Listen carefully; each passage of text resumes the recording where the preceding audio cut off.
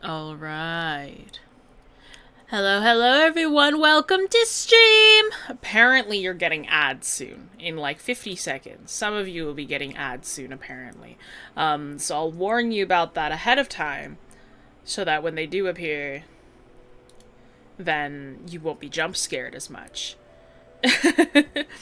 Hello everybody, welcome in, welcome to stream. How are we doing today? What's the vibe? What's the energy? How are we doing?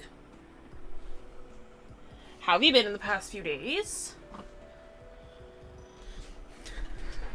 Watching 𝘥𝘪𝘴𝘤𝘰𝘪𝘯 episode. I heard that it was good. I've seen a little bit about it. Hello, my love! Not me, I pay to access Jessie streams at all times. Oh, are you? You're your YouTube premium member, then, I suppose. That second one looks like a Minecraft cow standing up. That was the idea. Thank you. Vibe is Evie mostly present. Real. Today's kind of sad, so I might not spend too long. That's fine. Or perhaps stream will help you feel a little better. Do whatever you wish. Getting in some last minute art fight attacks. This is my art fight profile. Looks snazzy. Hell yeah. Isn't it the first, though? Isn't it over? I guess time zones. Hello. You be chilling and practicing perspective using a crazy good book I found a while ago that's helped me a lot. That's sick. I love it when stuff starts to click. It feels great. Stream's making me feel better. Also finishing off attacks. Sick. And tomorrow. Oh, is it like just like the first? Oh, Artifact got extra days because early issues on the site. I see. Okay, fair enough. Actually managing to draw a tiny bit lately, so doing a bit better than normal. That's excellent. Stream doesn't make me feel better, we'll see. Okay, it's up to you. Like, whatever you need to do. Do what you gotta do. Get yourself something sweet. Sweet treat. Supposed to draw a self-portrait, but I did pretty much everything else. AI ad. You! You weren't lying about ads in 50 seconds. Yeah, it gives me a countdown on the side when it's like, oh, ads are about to show up. It gives me it gives me like a little countdown on the side. Decided next month I'm gonna start doing traditional art again. Good for you! Excellent. If a cow got the creeper treatment, it'd look like you then? Yeah. And if you ever end up seeing me in real life, that's what you should look out for. You should look out for a creeper that has like a cow skin. That's what you should look, Minecraft boxiness and all. That's what you should be looking for. You hit over 350 attacks. That is quite literally like more that like that's like maybe 15 times the amount, you know, I got. Apparently the AI bubble's getting very close to a pop. A lot of people keep saying that. I've seen that too, because it's just like people who invest in AI have just been losing like a shitload of money.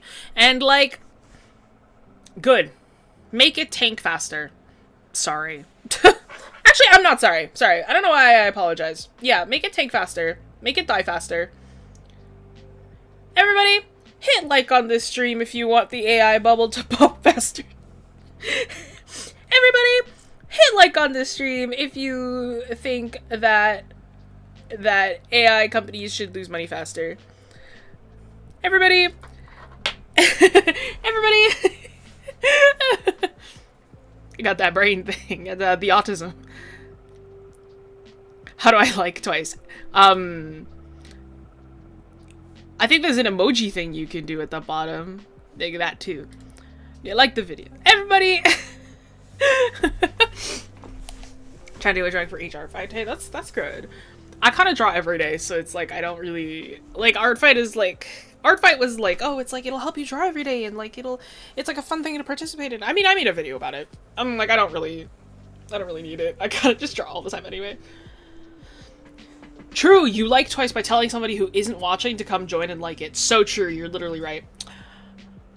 Alright, friends. Today, what we're going to be doing, is we're going to be talking about body types. We're going to be talking about different body types and how to handle that. Because I get that question a lot, actually. It's like, how do you make different characters have different body types, or how do you draw different body types, how do you make your characters look different? Because a big thing that people struggle with is it's like a huge thing. Oh, I have caps lock on. It's like a huge thing, right? It's like where people are like, oh, it's like same face syndrome, right? It's like we got to deal with same face syndrome. People don't talk about same body syndrome a lot, you know, because that is also a thing. It's like when we kind of draw the same sort of body over and over because we're told kind of one way to do it, right? We're taught the structure and we work off of that structure that we start off with, right?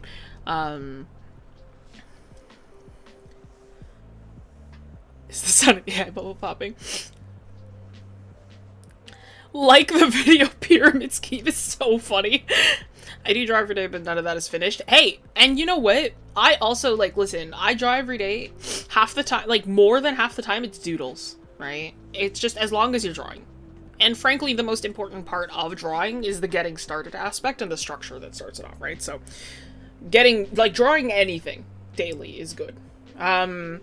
But yes, body types can be tricky, because a lot of the times we are kind of taught, especially when you are first learning to draw anatomy, when you're first learning to do that, right? It's like, how are we taught, right? It's like you go, oh, like, let's start, like, especially if you're like a beginner, they go like, well, what we're gonna do is we're gonna draw our circle and our little, like shape like this, and then we're gonna, it's like they tell you about this like crosshair, but they don't really tell you what it does. even Freddy Fazbear.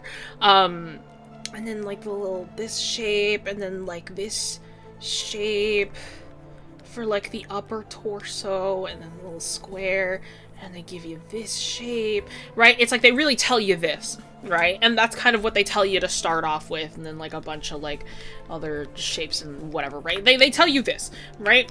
And then you get really good at this. And then you go, okay, well, this is what I was told was correct, so I'm just gonna keep doing this, right? And then you get into the habit of doing that over and over and over and over. And, like, realistically, that's okay, right? Like you start off with this, you know, whatever, right? Especially if you're a beginner, you gotta start somewhere, right?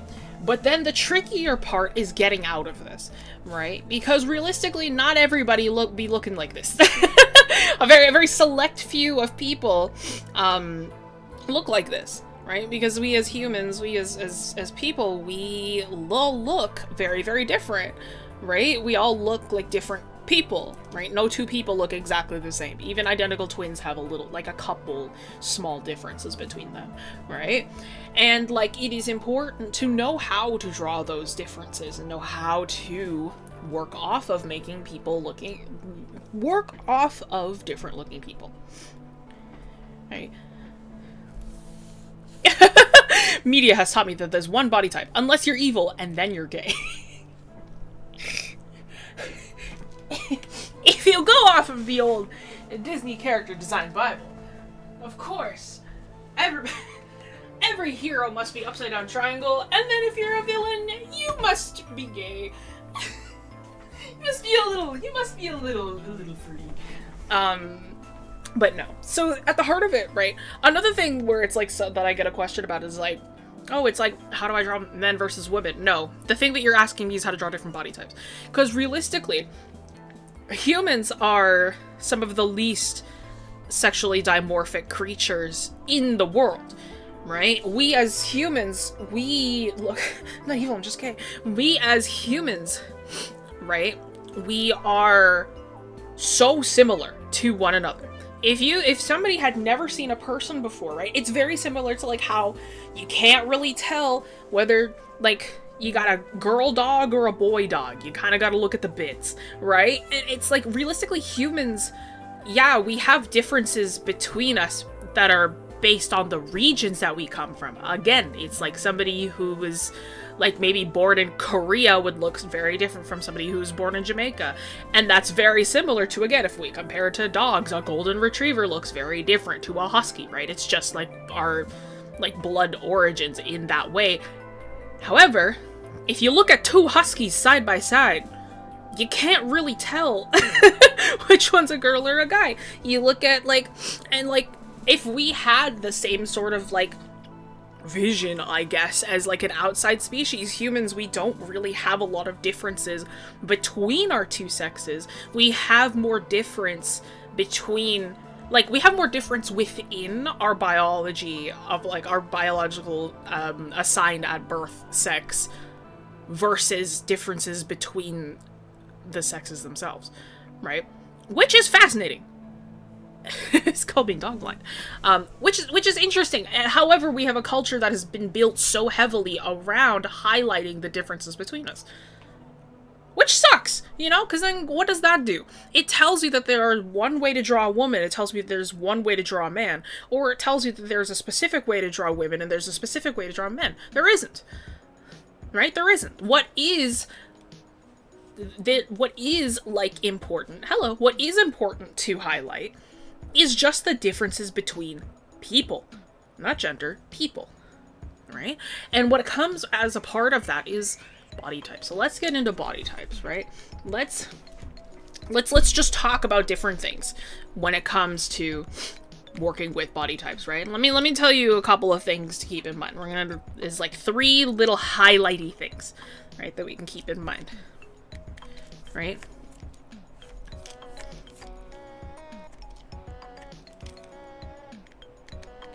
Our bones equal our base structure.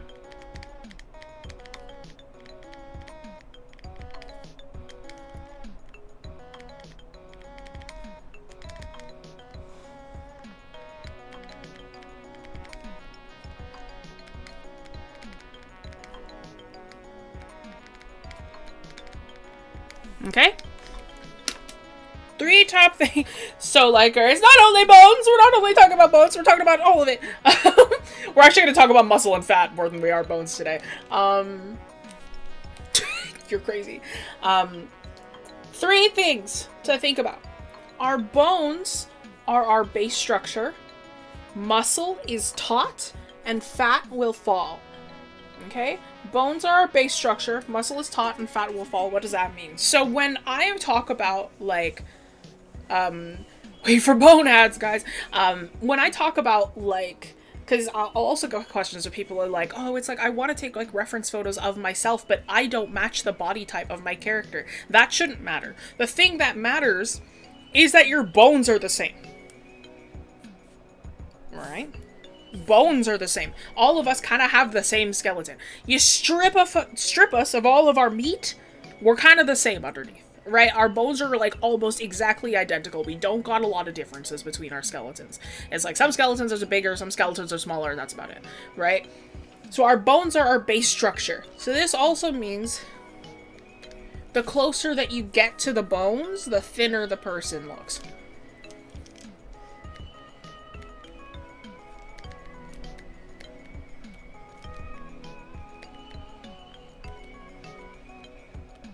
The closer we are to that base structure of the body, the thinner that the person will look.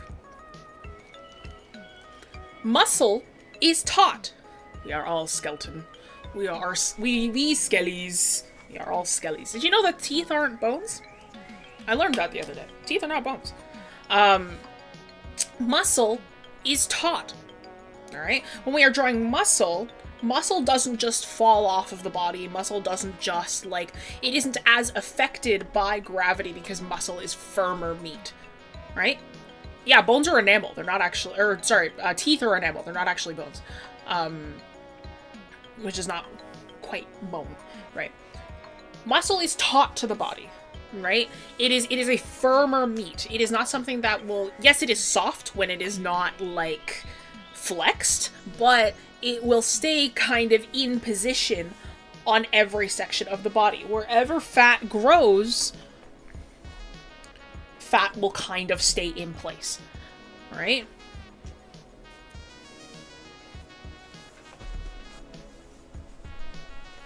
Notice that when I look at references of muscular women, sometimes the breasts almost look like part of the muscle, even though logically I know it's fat pad layered over the pecs, which is also true. We can get into pecs in a little bit, and pectoral muscles, but muscle is taught. So wider, but closer to structure.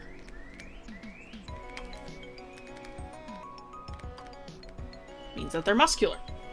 Muscle is taught. So when the body is wider, but it is closer to that initial structure of the bones, it means that the person is more muscular. Fat will fall. Fat will fall. Fat also grows on top of muscle.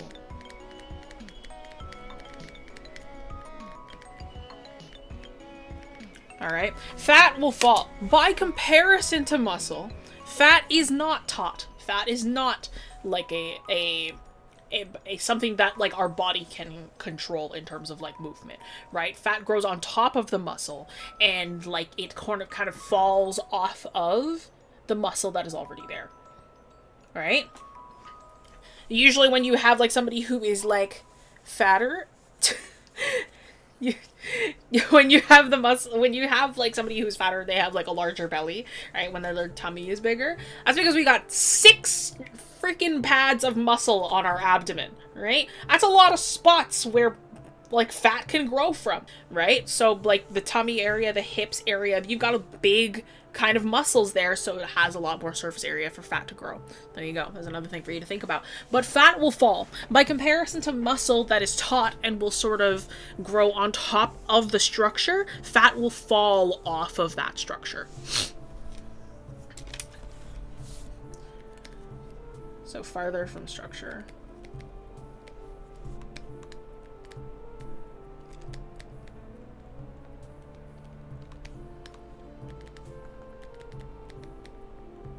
Means they're fatter, right?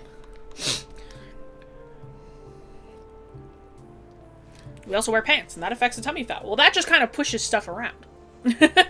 But it can, for sure. Why is the fat all over the floor? It fell. I just like saying fat will fall because it's like, it's an easier to remember sort of phrase, right? So when we have these sort of 3 things in mind, what we can do is blend them together. Because, of course, you're not just gonna have people that are super, super skinny, you're not always gonna have people that are super, super muscular, and you're not always gonna have people that are super, super fat. You're probably gonna have a mix of the 3. 2 will probably stick out more than the others, maybe 1 will stick out more than the others, but you will have blends of these 3 things, right? think Evie's been possessed by Sheila. It's true, Evie kind of be commenting very, very Kevin-esque today.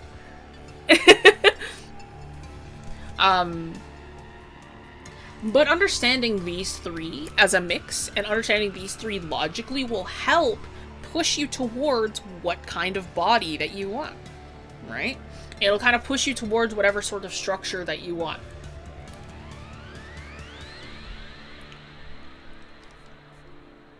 But this is sort of the logical side. So, let's focus on the visual side as well, right? When we have our characters, when we have our characters overall, right, we want to make sure that their overall silhouettes can look very, very different from one another, right? A big thing when it comes to having, like, same face syndrome, same body syndrome, same whatever syndrome is you are used to seeing the same thing over and over, right? When you go, like, oh, it's like, I'm gonna make this character just a little bit fatter. I'm gonna make this character a little bit bigger. You push that a little bit, and then by comparison to before, to you, it feels like it is really, really different. However, it's not. Because you were just used to seeing that other one before, right? It's like, if you look back, if you look at that one video that I did, the one where it's like I talk about my D&D characters, I show off the initial concepts for Cricket. To me, that initial body type, because I had been drawing Lonnie and 𝘴𝘰𝘪𝘯, who are like skin and bones. Those two are meant to be so freaking thin, right? I'd been drawing those two for so long, I drew Cricket, and I was like, okay, this is like a little more meat on the bones, right? That's fucking nothing compared to Cricket now, right? Cricket was so thin, right? But that's just because, like, I was so used to drawing Lonnie. I was so used to drawing 𝘴𝘰𝘪𝘯, where the two of them are meant to be so freaking thin, right? Where it was like, I gave Cricket any semblance of fat on their body, and it was suddenly like, oh, it's like they feel, like, thicker to me. And then, like, as time has gone on, obviously the way that I draw Cricket, very different from that initial illustration, right? IJ. Average, not normal. No, it's okay. Cricket felt the wrath of Genshin's impact. That's so funny. That's oh no.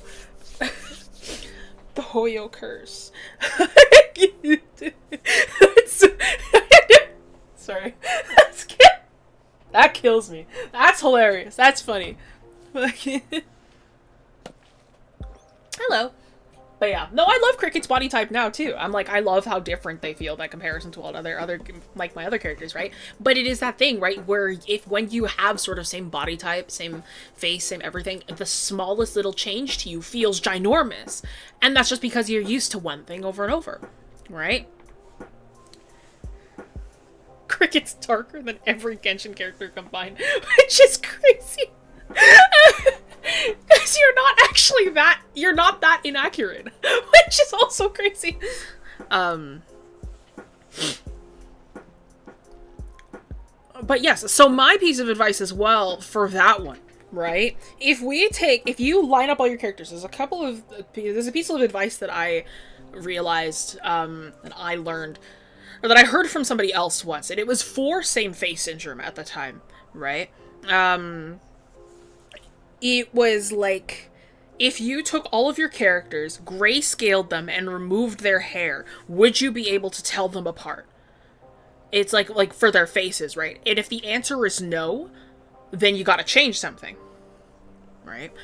And I'm like, I have been able to sort of translate that to other things as well, and I'll translate it to the bodies too. If you were to take the characters, like, torsos, if you're able to take from, like, or like the top of their shoulders to, like, the bottom of their feet, right? Grayscaled them, stripped them of their clothes, you know, would somebody else be able to tell them apart? And if the answer is no, then you gotta change something. Right? So, there's another thing for you to think about, right? If you had your characters, if you, like, Ken-dolled them or whatever, right? And you lined them up, and you had somebody else be like, okay, can you tell which character is which? And if their answer is no, you haven't done enough. So, a thing that you can do, right? What if your characters are human? Then you've really got to change something. Because, again, think about humans. You could probably do that to, like, everybody that you know. You can doll them, yeah. You can do that to every human that you know, right? If you take people just outside that you're walking by, right? Not only are they humanoid, they're just human. You could do that to them and you would be able to tell every human apart, right? If you can't do that with your own characters, there's something up, right? You can Ken doll every human you know, and you would be able to tell them apart. And that's because humans are so different from one another. Again, we are different. We have more differences within our own kind of assigned at birth, like, sex. We have more differences within just humanity as a whole versus genders, right? How do you know that you need to exaggerate more, and when is it too much? Here's the secret. There is no such thing as too much. I'll get into that in a sec. I meant humanoid. What if the characters are humanoid? Same thing. If the characters are humanoid, and if you cannot tell the difference between them by Ken-dolling them, then you have a problem. You need to make sure that those characters are nice and different, right? If I was to do that to Lonnie and Cricket right now, if you find out what too much and feel it's too much, you pull back. I'm actually going to say the inverse of that. If right now you are not used to drawing different bodies and something feels like it's too much, push it a little more. Because what you are probably used to is probably not enough. Right? It's that thing. I was like, I like, whenever I help people with, like, values or like value or like contrast or something like that, and they feel like they've pushed it enough, I'm like, no, more. You can do more. And they're like, but it feels like so much. I'm like, nope, because you haven't done enough. Push it more. It's always like, if you think you've pushed it enough, push it a little more. Because realistically, you probably don't have the eye for it yet. So you got to get used to having the eye for it. Right? How much did I miss? You've missed about 20 minutes. Hello, Half-Sun.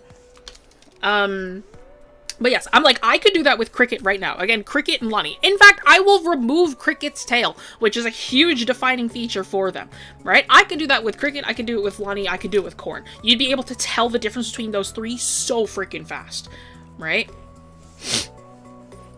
I mean, Cricket's hips larger 3 different times, it still wasn't enough, yeah. Right? I'm like, if I was to do Lonnie's body, right now, if I, like, Ken-dolled her, I just removed every aspect of her that makes her, like, a little more effeminate. It's like I just, like, remove that completely. Like, I'll just do, like, knees and up so we don't take forever. Right? I'm like, this is how I draw, like, Lonnie, right? And then it's like, Cricket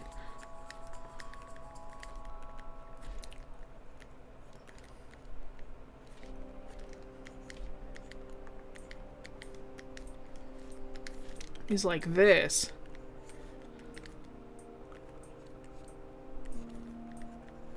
And then, like, Corn, these are, like, kind of shit, but it's and then Corn is, like,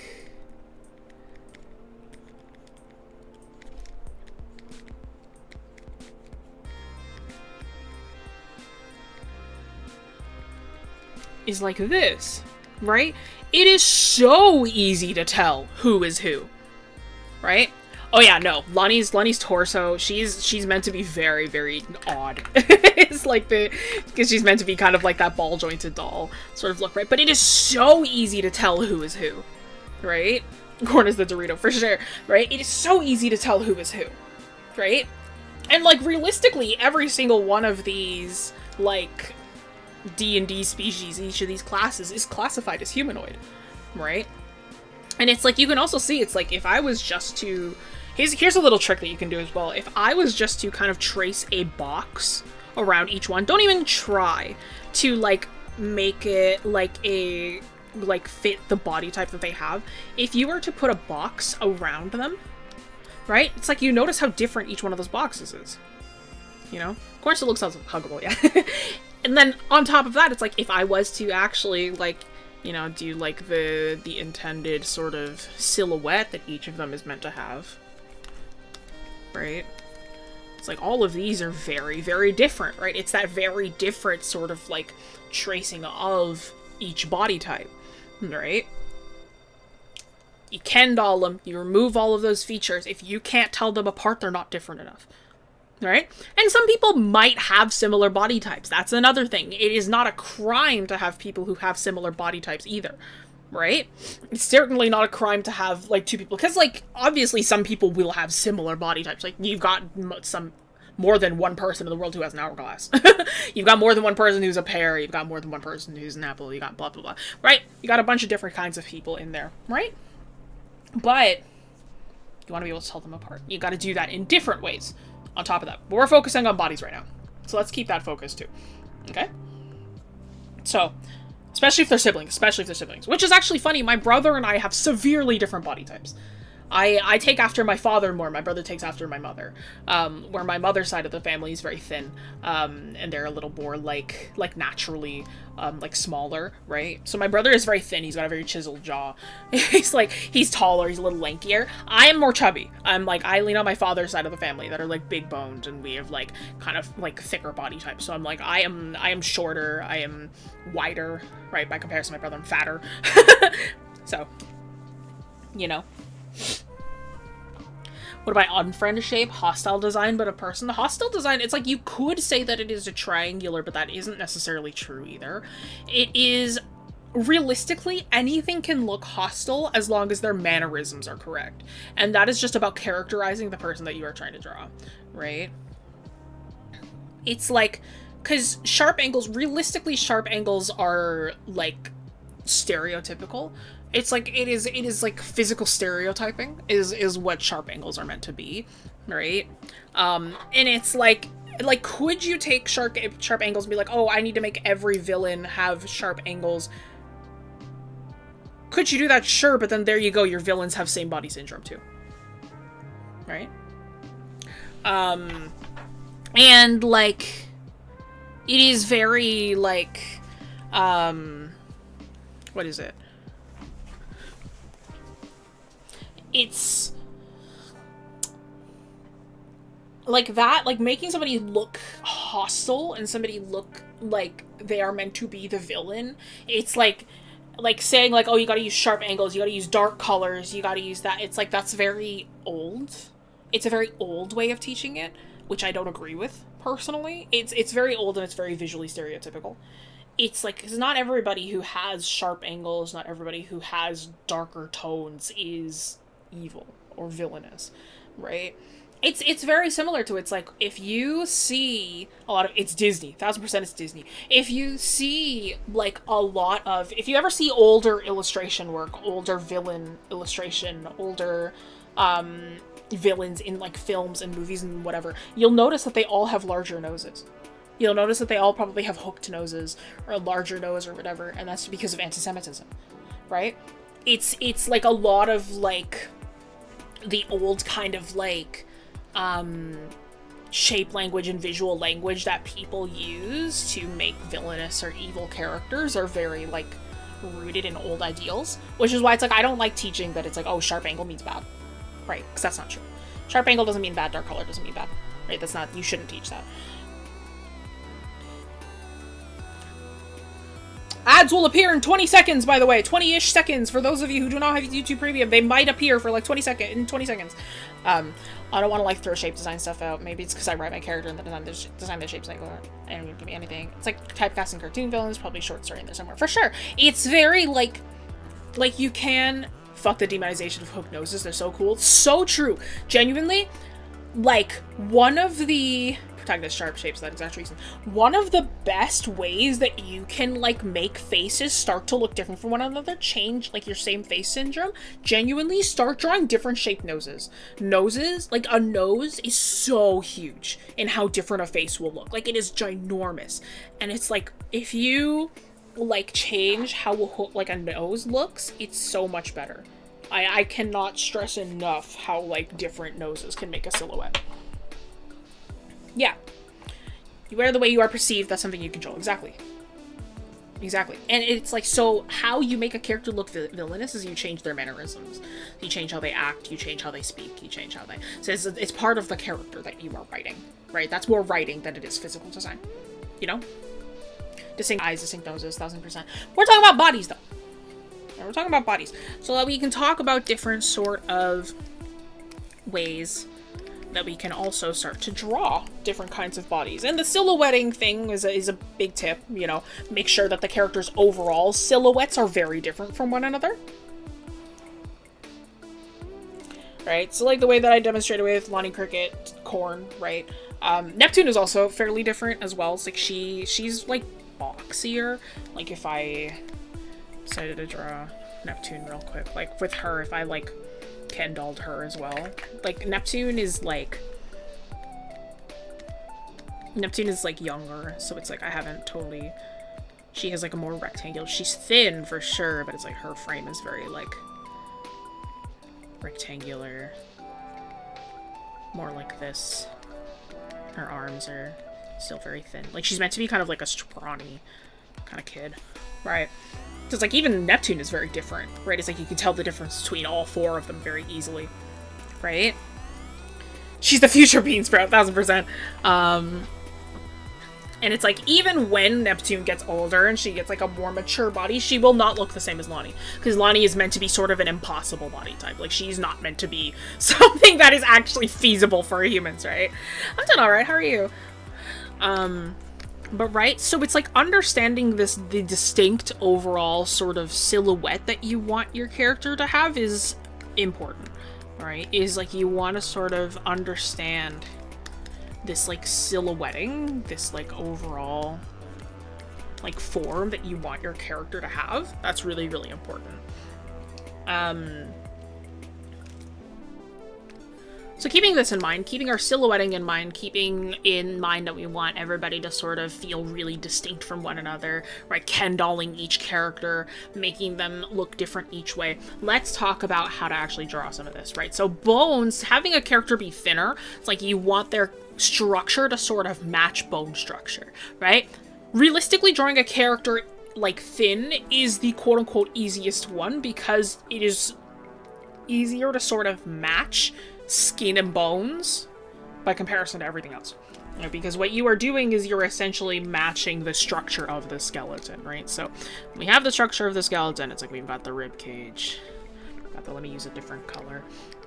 It's like we've kind of got like this rib cage going on. Kind of an egg shape. And we got the pelvis, right?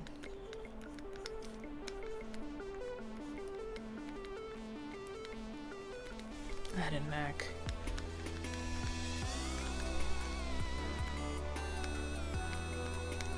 Right? It's like, we got the skeleton sort of going on here, right? Realistically, the head should be bigger than that. But like when we draw somebody who's thinner, it's like they're gonna be matching this pretty heavily, right? It's not like they're gonna be too far away from it. So like drawing somebody who's like leaner, like not too muscular,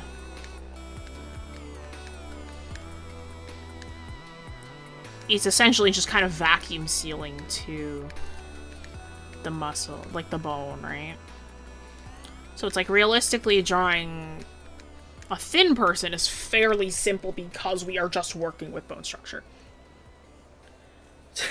Skeleton, I wonder where we can learn more. I haven't released the Patreon yet.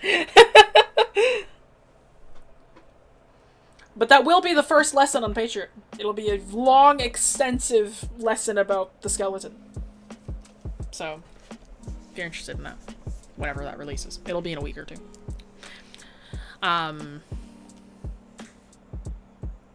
Sort of reminds me of those tutorials that teaches you how to draw bodies, and they're all drawn using lines that are very thin squares. Yeah, because it's like, again, it's like, it is the, we draw sans, you could. Because realistically, it is the easiest way to teach it because it also gives you an idea for where bones are and stuff like that, right? So it is like, the, like, beginner body, quote unquote, is the thin one because it's like you're rolling two different body types into one, right? So it's like the thin structure, having it match sort of the bones, right? That's kind of the easiest one. Muscle, by comparison, muscle is sort of working with the movement of the body and how, like, each movement of the body will sort of, like, buff up the more and more that you draw it, right? So even though we have the skeleton, right? muscle grows on top of areas of movement, right? There are some, or grows on top of areas that help move, right? So like your bicep, your tricep, your deltoid, right? Muscle will never be on joints, right?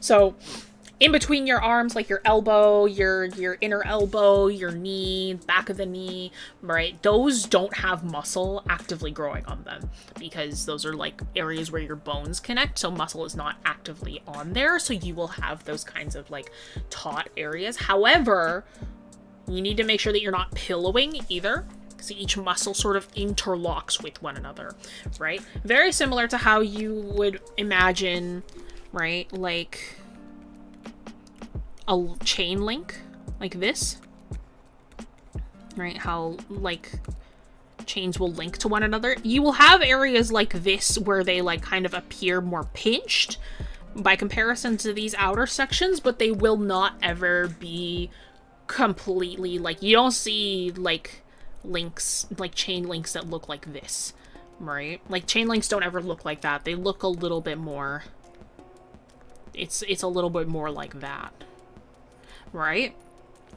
So it's the same thing with muscle, right? You never want it to be completely skin taut, right? You don't ever want it to be like, especially the areas where muscle does not grow, right?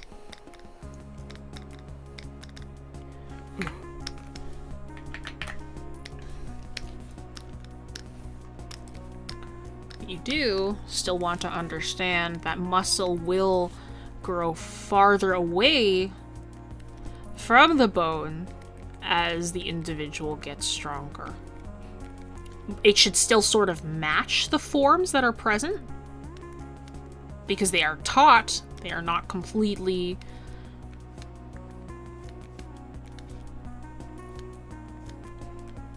like, they are still taut to the body. So they will still match the bone structure, but they should not be as vacuum sealed to the bones. Right? So you want it to kind of interlock, but you never want it to completely match the bone structure.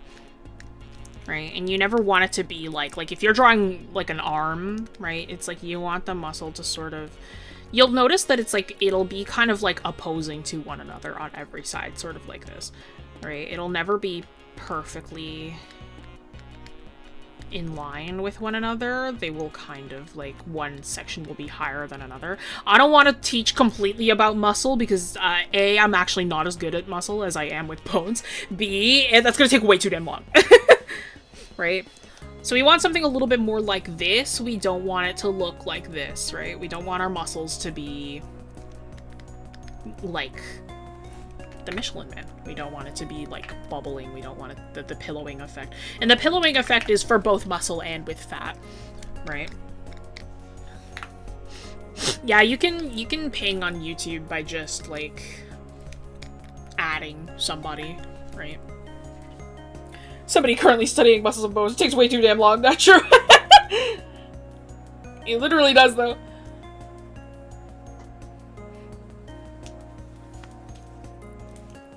If there's no muscle in my elbow, what happens when I hit my funny bone? Your funny bone is not a bone, nor is it a muscle. Your funny bone is a nerve. It's a ligament, if I remember correctly. The funny bone, quote-unquote bone, is the ligament that attaches some of your forearm muscles to the humerus. If I remember correctly. It's like a specific ligament. It's like a specific, like, nerve or ligament or something that is, like, kind of directly on top of your olecranon. It's something like that. We did learn about it. Like, we actively learned about that in university. But yeah. Let's hit my funny bone so bad. My hand was tingling from my administrator. Oy. But yeah, it is literally like, it's like a nerve or a ligament that is directly on top of your elbow, which your elbow bone is part of your ulna of your forearm. It's a protruding section that slots into a section of your humerus. So if you straighten out your arm, you feel that your elbow bone kind of like disappears, and then you like, bend your arm and you can feel it pop back out. There you go. Anatomy.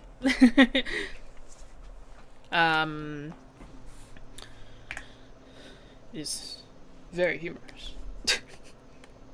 You're a funny guy! Very humorous. But yes, so muscle is taught, right? So it isn't... Muscle is not as easy as skin tight, obviously. But it is more difficult because you kind of need to understand where, like, muscle arrives on the body. By comparison, then, we have, like, fat can be kind of tricky. Because it is not only... it can be kind of tricky, but it's important to learn. Because fat not only is, like... not taught to the skin, it is also based on where muscles are, and it falls off of said muscles, right? So fat falls from the spots that we are meant to be drawing them in, right? So it's like with fat, it's like by comparison to muscle, is it very much kind of like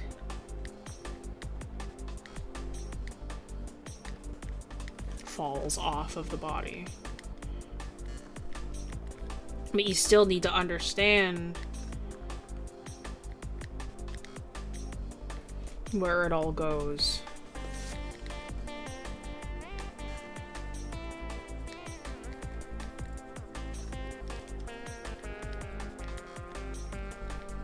Like, you still need to understand where muscle goes in order to draw fat, right?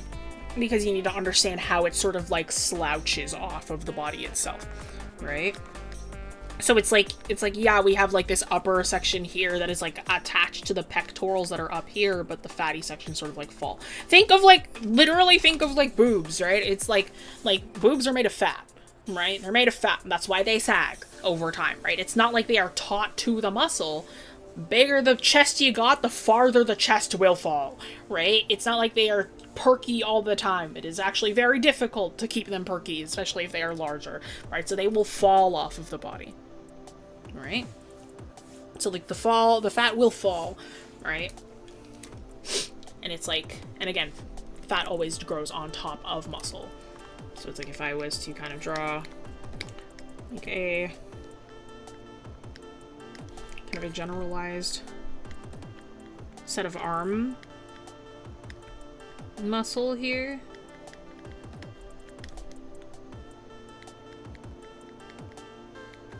Kind of like this, it's like fat will, like, latch onto that and, like, almost, like, fall off of it. Same thing with the deltoid. So the deltoid comes down and it falls off, and there is, like, a section between the two joints where the fat will sort of fold onto itself because there is no muscle on that elbow bit, right? And it all kind of, like, falls and kind of slouches off of the body, right? What about a person with high muscle and fat? I was actually going to get into that. You read my mind! You did it! Right? And it's like you can see sort of like the different spectrum for each one, right? I'm using kind of more of like a masculine body because that's just what I'm used to. But you can kind of see that sort of spectrum, right? Is it true that muscle acts similar to fat when relaxed? It's jiggly, it all adds form. Yes, it does add. So here's the thing, is that muscle acts similar in terms of it being soft when it is not flexed. However, muscle does not fall like this, ever, right? Because muscle is stronger than fat is. Remember, fat is not controlled like muscle is. Muscle can be, muscle can be pulled taut, muscle can be tensed, muscle can be flexed. You can't do that with fat. Fat will always stay in this kind of thing because fat is a growth on top of muscle, right? So while it is not tensed, it behaves kind of similar. It will not be exactly the same. Because even when somebody is, like, highly muscular and not tense, you can tell the difference between somebody who has, like, a gut versus somebody who has abs, right? Even when you have, like, somebody who has, like, it's, like, not, like, you can tell the difference. Again, let me draw, like, just a couple of, like, muscular, like, a muscular versus, like, a fatty torso, right? You can tell, like, the difference between, like, say, like, this person, where it's, like, their pectorals might look something like this, right? and it's like unflexed, right? It's like their body might look something like this. Right? You might have something that looks kind of like this. And, like, you can tell that this person is muscular, right? It's like they don't have, like, the vacuum-sealed abs or anything, but you can tell that this person is muscular. Versus somebody...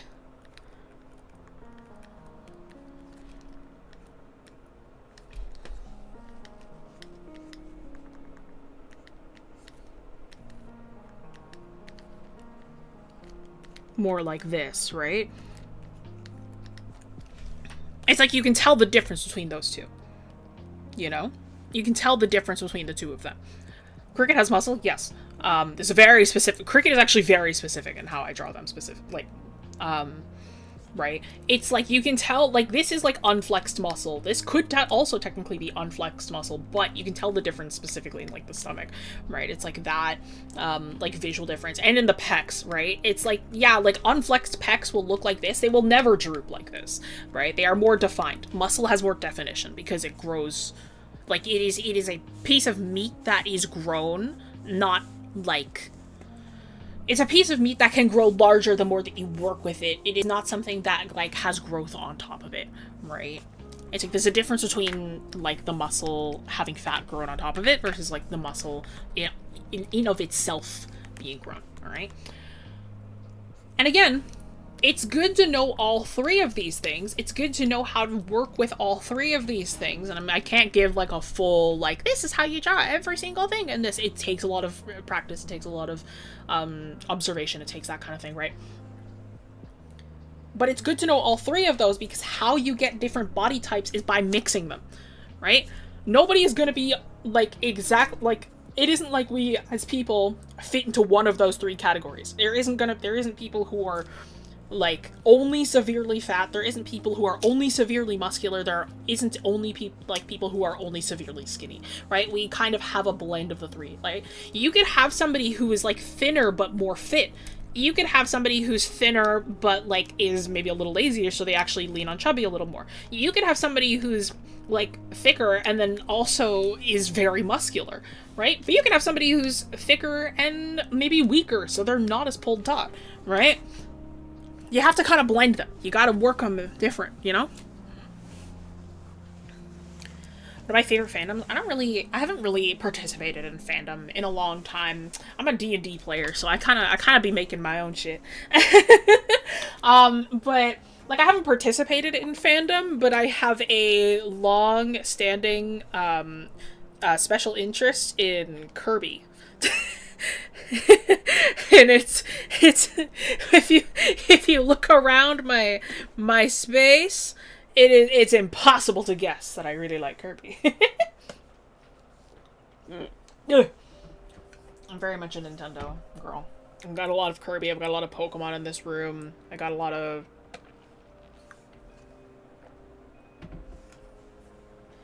I actually have a lot of Zelda, surprisingly. I've got some Earthbound, I've got some Minecraft, I've got, you know. But no, I'm very much a D&D player, so I kind of just do my own thing. Good to have you here, though. Kirby, right back at you. You could show me screenshots from that show, and I could genuinely tell you what episode it's from and what it was about. I'm being so dead ass right now. Like, I want to rewatch the whole show now that I'm an adult, but I think I watched that show so much I still have some of the episodes memorized. I genuinely remember I was watching an episode with my fiance once, and he was like, what was it? He showed me, he was like, the intro, he's like, what's that creature from? And I was like, oh, that's from the episode when, like, Chili shows up, and it's the sentient snowman, and, like, he's originally, like, he's brought over by enemy, and, like, as, like, a monster, but then, like, he starts to, like, really hang out with Kirby and feel guilty, and he wants to become friends, but then it's too late, and a snow monster kind of takes over. And my fiance was like, how did you know that? And I'm like, I've seen that episode a few times. You know? I'm just so, like, I love that show. I love Kirby. As me with One Piece, my fiance is very much into One Piece. But yes, let's talk about mixing these kinds of body types, right? Like, we'll start with Cricket, because we already asked about, like, a character who is, like, both muscular and, like, chubby, right? Because realistically, that kind of body type, you call that the strongman body type.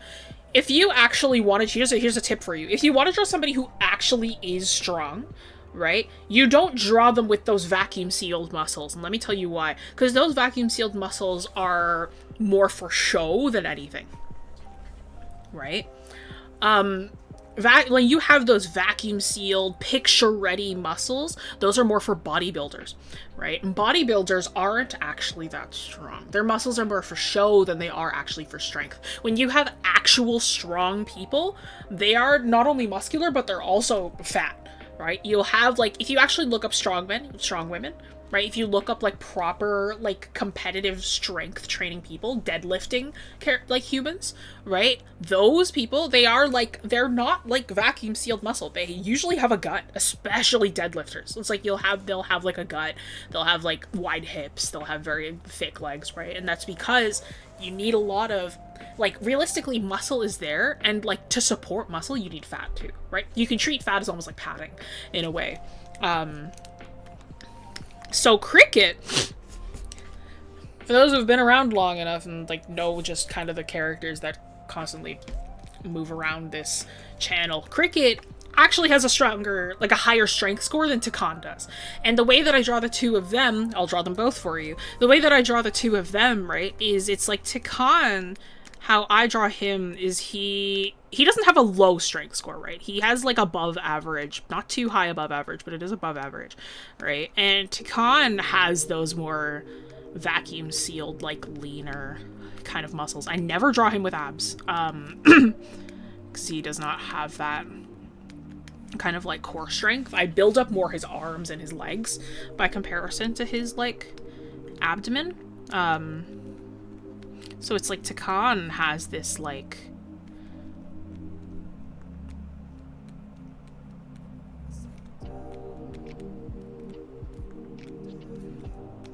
the way that I kind of draw him. It's like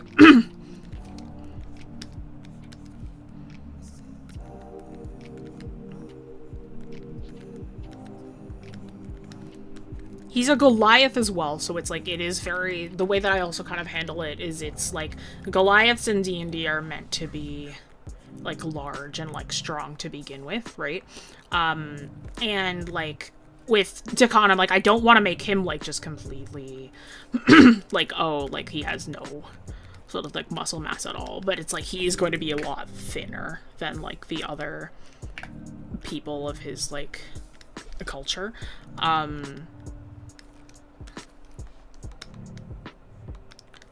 How do I draw without a sketch? 25 years of practice. This is how I sketch. Like, this is exactly how, like, I do, like a building kind of thing. You must be new here. But yeah, 𝘫𝘰𝘪𝘯's body is kind of like this, right? Where I am, like, he's absolutely muscular. He's fit, right? But it's like, I don't try to make him, like, I don't give him, like, the strongman body type, right? I try to give him more of, like, the martial artist kind of, like, speedy sort of build, right? Hello. And it's, like, I want to make sure that, like, it gives off that he is definitely not, like, he's meant to be, like, kind of, like, a scrawnier in the way where it's, like, a scrawny Goliath, right? Where it's, like, even though he is, you know, still 6'3" and, like, can hit like a bus, it's not like he is meant to be. He's not Kratos, you know? Like, he's meant to. He's Little Mac by comparison, right? He's not really meant to be super, like, muscular in that way, right? His head is too large.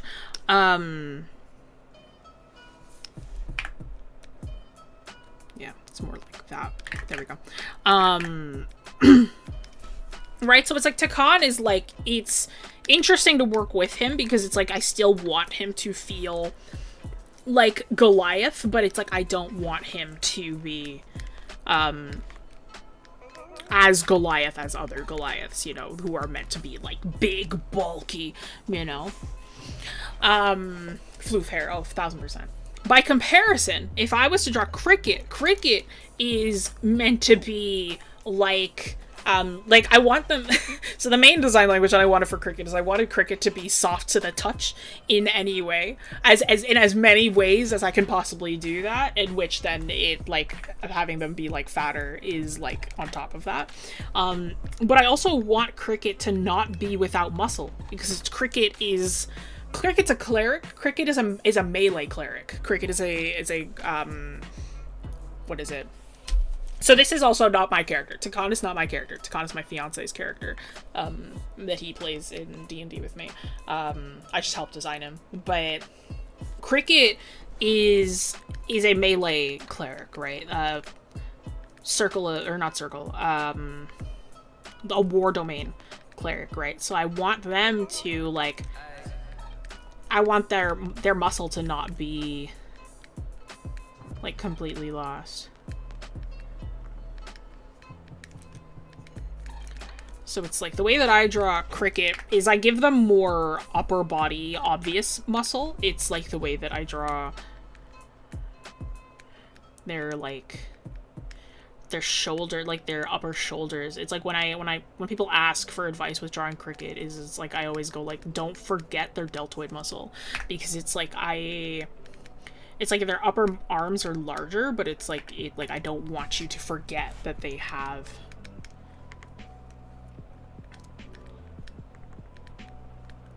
make them kiss, they will eventually. We're not that far in the campaign yet.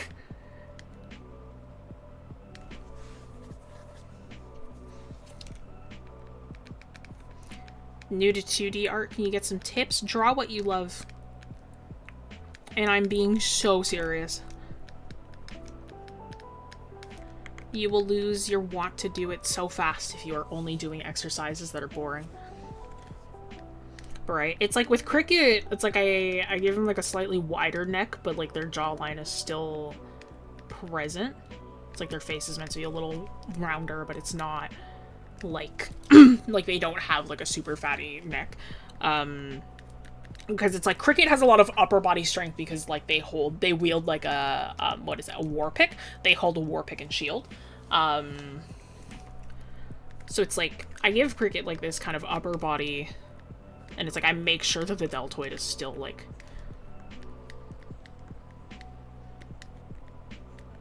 visible, right? But it's like I still want, like, fattiness to it, so it's like the deltoid is not as vacuum sealed as it would be if they were just, like, for show muscle, right? It's like I want them to feel like that in that way.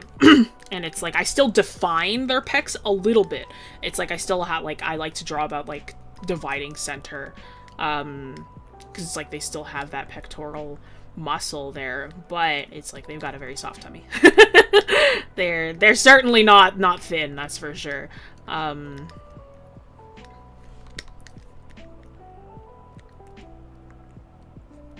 They've got little hands. They don't have big hands. But it's like so it's like Cricket is my example of, like, a character where it's like you would mix the muscle and the fat together, right? It's like it's not a completely...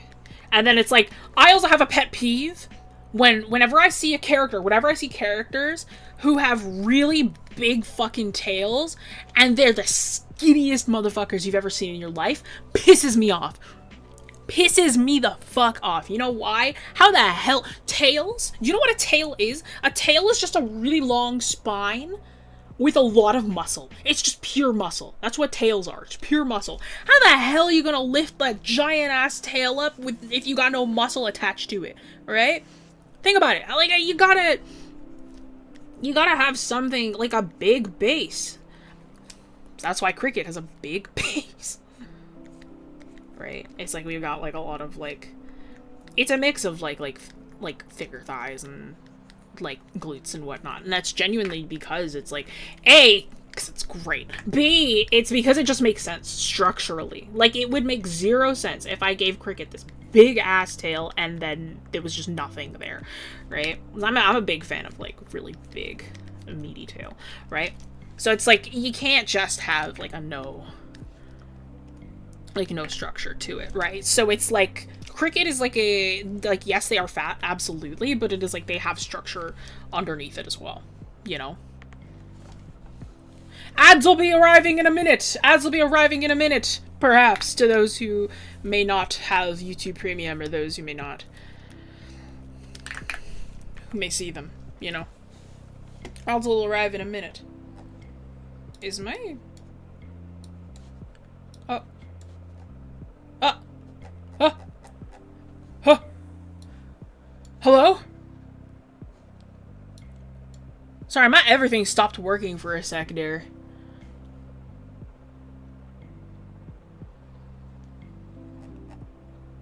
Yeah, sorry, everything froze and then came back. I realized my chat wasn't moving, but it was moving on my OBS, and I was like, why is it not... why is it... so I had to look back for a second there. Want a break from the ads? Hello. They look embarrassed, get the lattice shirt. We call that size contrast.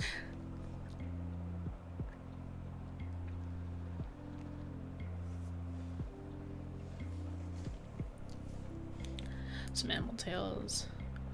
Oh, I didn't make that mistake with my skinny tiefling. Dude, here's another thing as well, is like every time that I saw like a tiefling, it was always like kind of the same 2 or 3 body types, and I'm like, I want a chubby tiefling. I want a fat tiefling.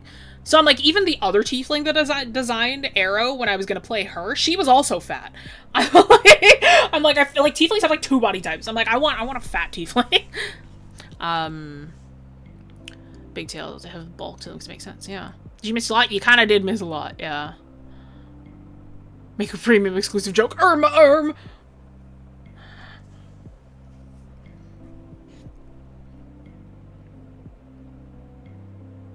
Face is so patooty. Sorry, I'm catching up because everything froze for a sec. Meanwhile, me, who wants to make a character with his tail as their main source of strength. Think about your tail. If you want the tail to be the main source of strength, think about your tail as like a weapon. How are you able to lift a weapon? If you have muscle in the place where that weapon needs to be picked up. If your tail is the main source of strength, the thing that is holding up your tail is your hips, is your legs, right?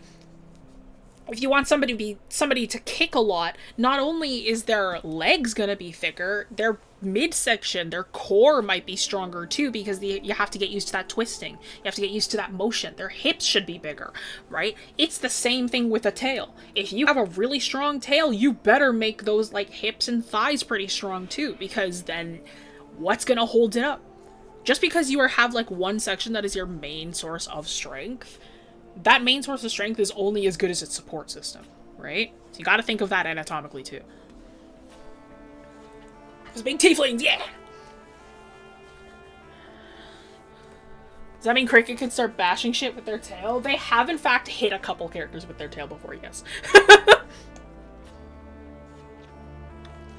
Love the body positivity.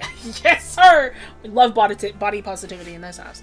Hello. But yeah, right, so Cricket is kind of my example of, like, somebody who is, like, fatter but also still strong, right? So, like, they and Takan have, like, very contrasting body types, which I really enjoy.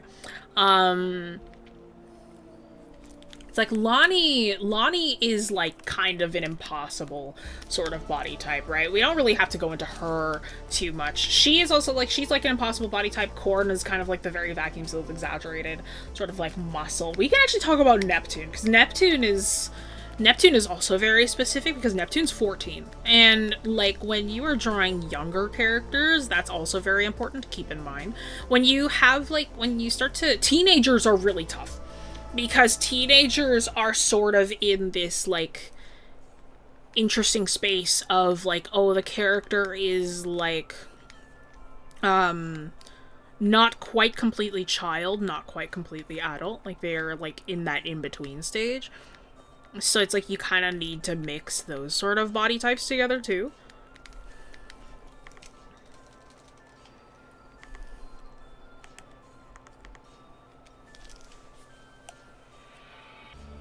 Smacking the shit out of people with massive fucking wings, dude, it rules. And same thing, if you've got somebody with massive fucking wings, their shoulders should be more, like, shoulders, their pectorals, those should be much more muscular. Because the way that wings move is the same way your arms move. That's pectoral muscle. That's back muscle. Right. Teens are especially interesting because it is like, it also depends on the age of the teenager. Like, if they are like 18, 19, you can probably just draw them as like sort of a younger faced adult, right? What if the wings are on their hips? Then you're wrong. Evie knows I have a long-standing hate of hip wings. I hate hip wings. And I will not get into that argument today, because then Evie will start to push me, and then I will start to argue with her, because Evie will rage bait me. So we're gonna keep moving. Why? We're not gonna talk about it. We're gonna... Maybe I'll save it for a video. I have actually, one of the video ideas that I have had in the back of my head is just random... it's just random art things that I hate. One video idea that I kind of do have is like genuinely one of my arguments that I kind of have in the back of my head. Like, one of my videos that I have in the back of my head is like genuinely like art things that I hate, and it'll be like, it'll suck because like it'll just be like, some of it will be based in facts and like why I hate them because of these facts, like the tail thing. Other things, it's like the wings will also be based in fact as well. And then somebody who loved like early 90s anime will come at me and will be really pissed off.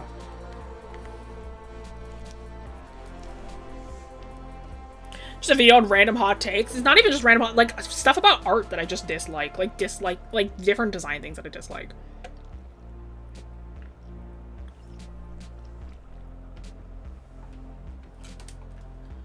There are various reasons I dislike hip wings.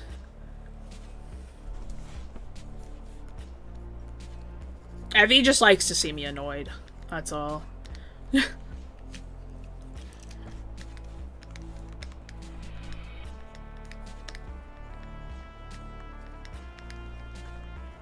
But yes, so a character like Neptune is 14. So the way that I... What, do you want to make a video that's hate related? I was gonna make two. So if I was gonna make one where it's like art things that I hate, I was gonna make one that's like art things that I love. It was gonna be like kind of like a part 1, part 2 was my thought process. Because it's just like, art is so subjective, and it's like I feel like people like hearing like what I like about art and what I dislike about art. I feel like people like hearing that from a lot of artists.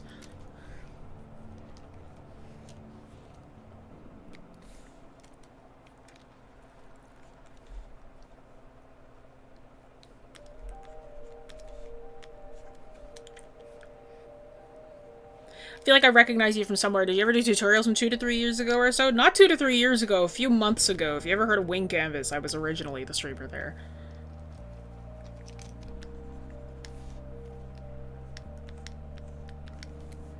I am, in fact, the same Jesse. I am just solo now. Yeah. Using the name I know instead of saying the other place.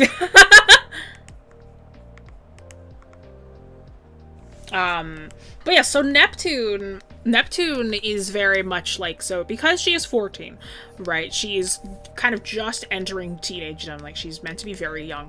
It's like I wanted her to be scrawny, but at the same time, it's like she is slowly starting to grow into like a new body. She's in the middle of her metamorphosis, right? She's changing sort of the way that she looks. So a lot of children, for those who don't know how children's bodies work, a lot of children, because of like prepubescent bodies, there is no sexual dimorphism between children.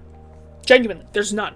And that's because they haven't reached like puberty yet, right? So when you have like a child, when you're drawing two babies, you might have some babies who are fatter than other babies, but you will never have a baby that looks more quote-unquote effeminate than another baby, right? It'd be the same thing with children. When you have like little children, right? It is very much like children will kind of have all the sort of same rectangular-ish bodies. It's like some might be fatter, some might be thinner, right? But they will all sort of have the same sort of rectangle-y kind of bodies, right? You'll never see hourglasses, you'll never really see upside-down triangles much. It's gonna be like rectangle, square, right? So children will kind of all be that sort of same shape, right?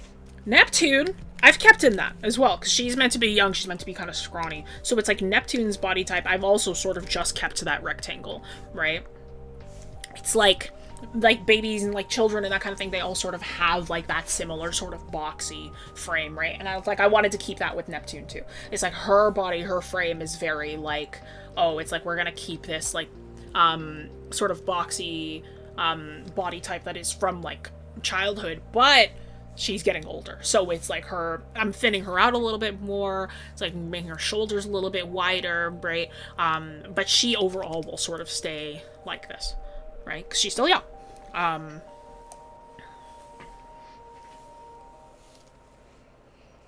Hourglass baby sounds funny as fuck, and it's not real. I actually love drawing babies, because it's like babies are such a funny form, because they're just a bunch of beans stacked on top of each other. Like, if you were to just kind of draw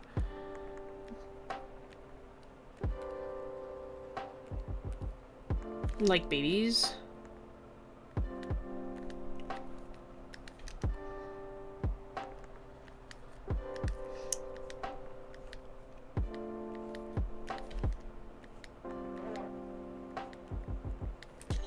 Like, I in fact love drawing baby bodies. Because they're always so stanced up.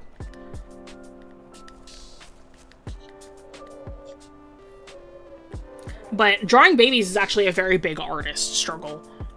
You know, like drawing babies and drawing children is tough for a lot of artists. Especially if they're used to just drawing adults or like teenagers and that kind of thing. It's like drawing babies is tough, because it's like you kind of gotta get rid of a lot of structure with babies, because babies are kind of alien-like, you know. It's funny.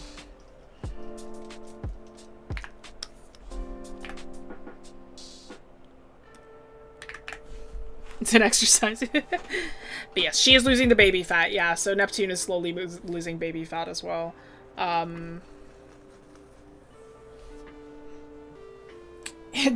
Think of babies as big bean, baked bean. Well, you a baked bean? Baked bean. But yeah. So, it's like, when you are doing different body types, when you're doing different kinds of characters, it's like that overall silhouette, very important. Let me list some things. Neptune before she started his brow. This is actually, like, yeah. Frankly, yeah. Hi, Skylar. The things to keep in mind. Overall silhouette.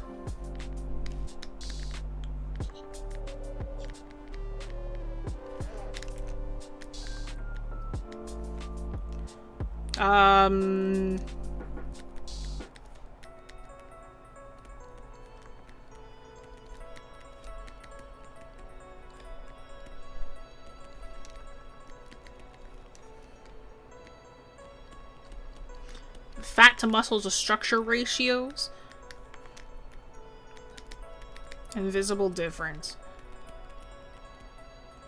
Okay, those are the important things. The important things to kind of keep in mind. Because remember, if you took all your characters, you Ken-dolled them, you got rid of, it's like you got rid of their hair. It's like if it was just shoulders down, and you showed it to somebody else, grayscaled them, would you be able to tell them apart? And if the answer is no, then you've got something that you gotta change.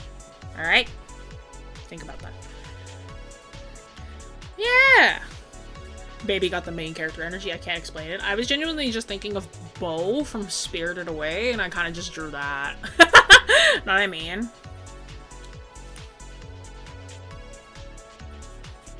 But yes, keep that in mind. Keep those in mind. Now I'm gonna draw something. Yippee! Hopefully that makes sense. Feel free to ask me more questions. I'm here for like the next... I did say that this is gonna be a shorter stream. I'll be here for like the next hour or two. I have another human visiting, so And maybe do a kickflip as long as it's pure of heart. If you want to find reference photos for specific body types based on sports, where would I look? Different body types based on sports? You would look up that sport. You would find athletes from that sport.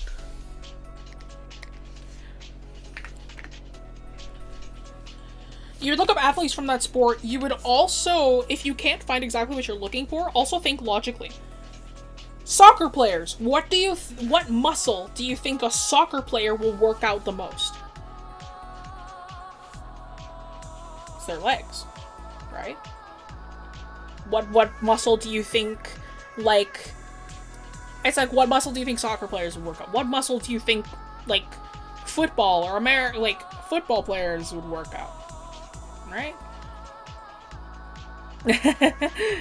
So it's like, you can think about that, you know? How do you know if you should do art as a job or keep it as a hobby? Some people say you should do what you love, but others say if you make what you love into a job, you'll start to hate it. You never know. That's the scary part. You don't. You kind of just, if you want to try, you try. And if you find that you kind of hate it, then stop. Genuinely. Sometimes some people just don't have what it means to, or like what it takes to be like a full-time artist, because it's not easy. Right? It's certainly not a simple job. It's certainly not one that's easy to work with, but it's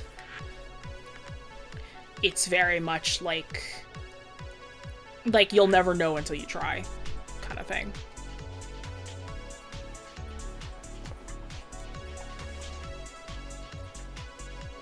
It just depends on the workplace if it fits for you to work as an artist. Most of the time, artists don't have workplaces.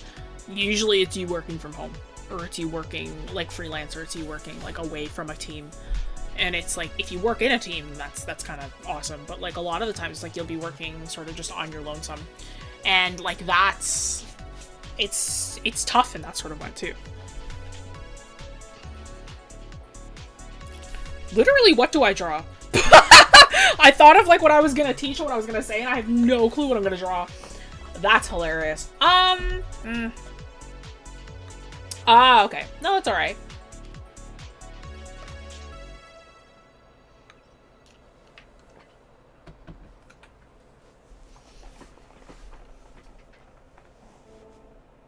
Beach episode, another one?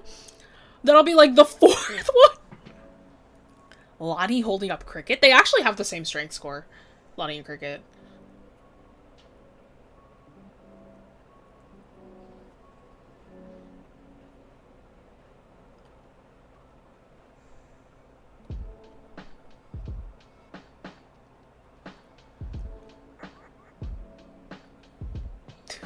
Always the beach. See, I don't really draw fan art. Hi, Frey! Welcome in! Oh, sorry, I missed your first message. Hello! What are you doing? How are you? Atrocity, everybody. Friend of the channel. Player of Atros from Corn's campaign. Player of Vesper from Cricket's campaign. What am I planning on drawing? I have no idea. Everybody keeps saying beach episode. The gym? Gym episode? Actually, that kind of slays.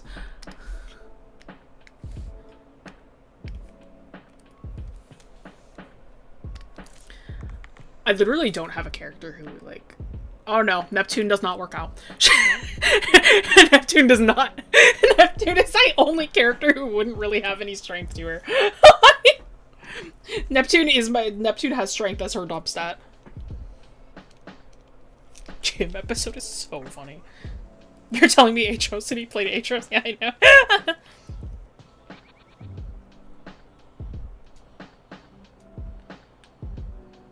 If Cricket gets put in the gym, they're gonna have an allergic reaction? What do you mean? Cricket would live in the gym. Cricket's strong as hell. Trading coach Neptune? Neptune would just be like sitting there. I literally just spent like 20 minutes talking about how Cricket is strong. Cricket's stronger than Takana is.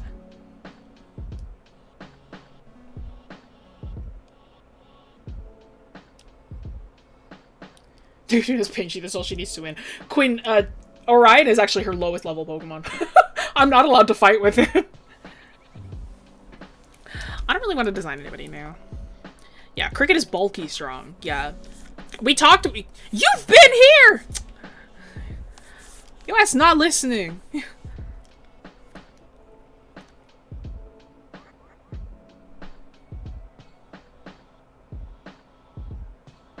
He's angry, and the intimidation factor is more than enough. Fake Jesse.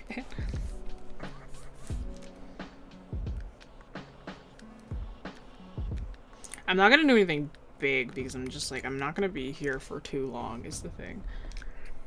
Do you know what's crazy is it's like, of the two of them, it's like, Takan would be the cardio bunny. Like, frankly.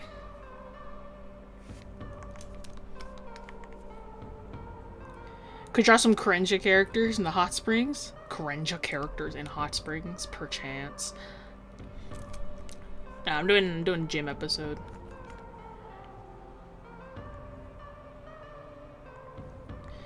How do I make drawing feel fun? Is figuring out what you find is fun. Like, the problem with fun is it's, like, more subjective than art is. Right? So it's like...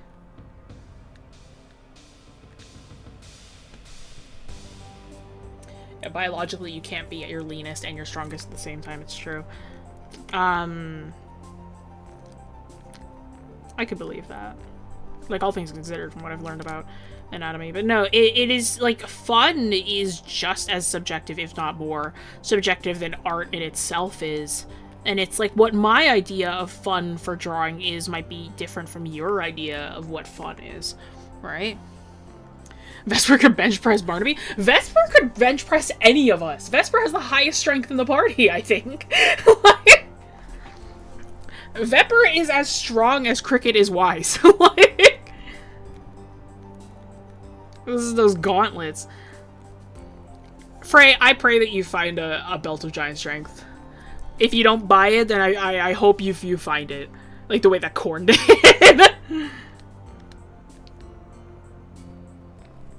As for maybe Shiefra. Does Shiefra have... Because I'm pretty sure you have an 18, don't you? I don't think Shiefra's is higher than 18. Oh, it's so bad, and I believe in you! I saw the cricket horns and fully thought Corn. If it was Corn, the drawing would have started like that.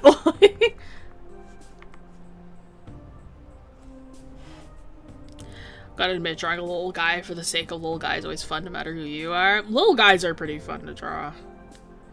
Neptune's got a lot of little guys on her, like, Pokemon team, but it's like she...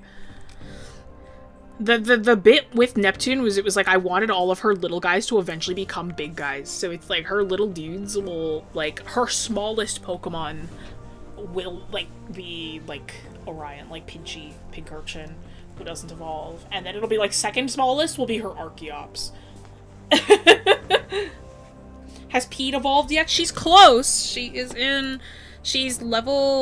just turned level 11, so she's got like 3 levels left until she's ready to evolve again. However, Staccato, my Goomy, my custom Goomy, he just reached the level where he can evolve.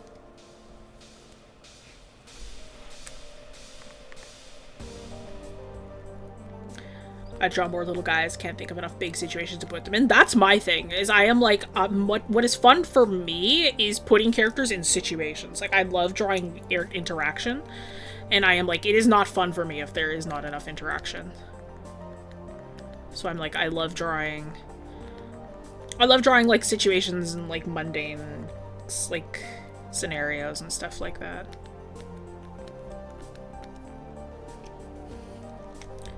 Yeah, so Staccato's gonna be a Sliggoo soon. Yeah, because Neptune's thing is she's short right now, but when she becomes an adult, it's like she will also get, like, tall. Is like, that's sort of, like, the joke that I have with her, is it's like she will be just like her Pokemon.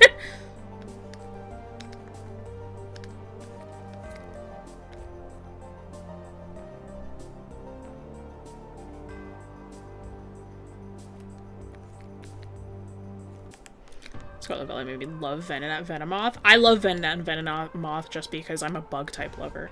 Oh my god! Sorry. Speaking of bugs, guys, I've had an urge recently. Speaking of insects, speaking of bugs, speaking of silly little guys, I've had an urge recently. I want to start taking care of isopods. Genuinely, I want to start taking care of bugs. I want bug pets. I become like, isopods aren't even bugs. Isopods are crustaceans. They're like crabs. They're like lobsters. I've genuinely started having the urge to start taking care of isopods. Like, says Mothman Ariados. I love Ariados.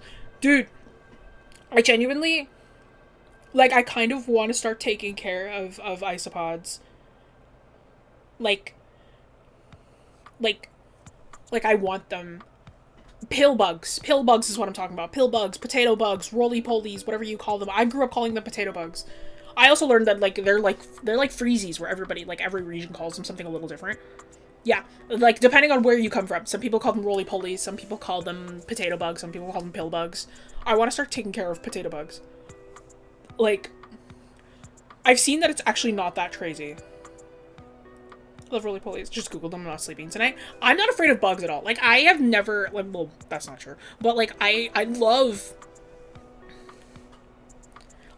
bugs, right? I'm an insect person, right? I love critters. I really want a cicada tramp stamp. They're cute. They're so cute. I love my pill bugs. Because I kind of miss having a pet, right? Like, I kind of miss, because, like, I grew up with, like, fish and birds and that kind of thing. And, like,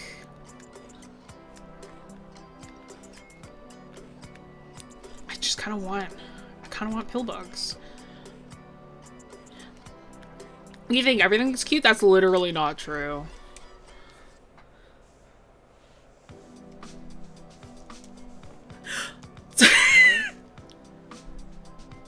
Corindia, but like as a football team with Lods and Sunny cheerleading, Putty coaching, and Mephistopheles and cult members heckling in the background. Sunny as a cheerleader is the funniest fucking thing I've ever heard. I'm just like, because you guys don't know all of their forms, so I'm thinking of like the big one. Brother, that's so funny.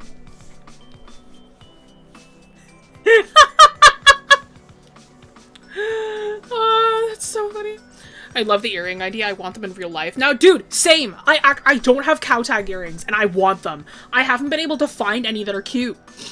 You know? Like, I want cow tag earrings so fucking bad. And I can't I just got a second set of piercing in my ears, right? And I'm like, I really want cow tag earrings. Because I think that would be so cute. What do I not think is cute?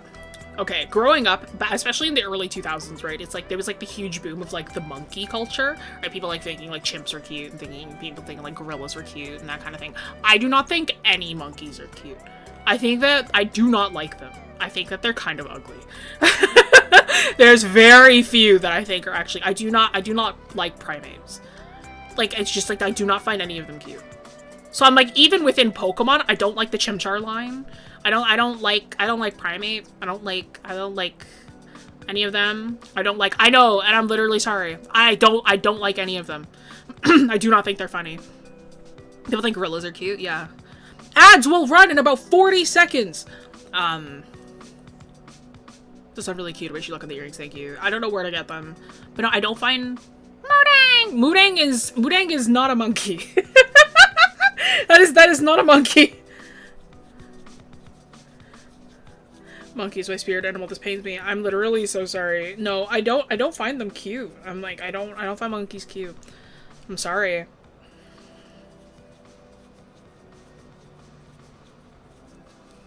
I don't really like dogs. That's not that hot of a take though. I'm more of a cat person, but like I don't dislike dogs. I love dogs, but I am more of a cat person for sure.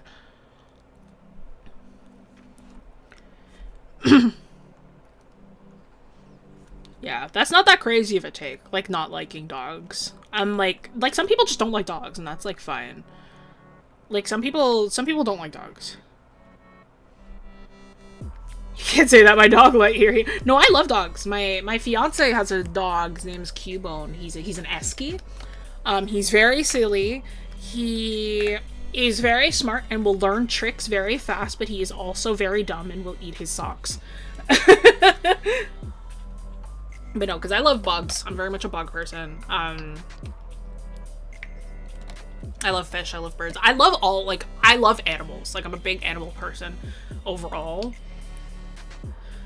I'm just like... Am I strange for not being afraid of earthworms? No, not at all. I think earthworms are silly. My mother has a huge fear of worms. My mother is afraid of worms. She's afraid of snakes. She's afraid of anything that wriggles and writhes. She doesn't like them. I feel like my dislike of dogs is more because of a specific kind of dog versus the dogs themselves.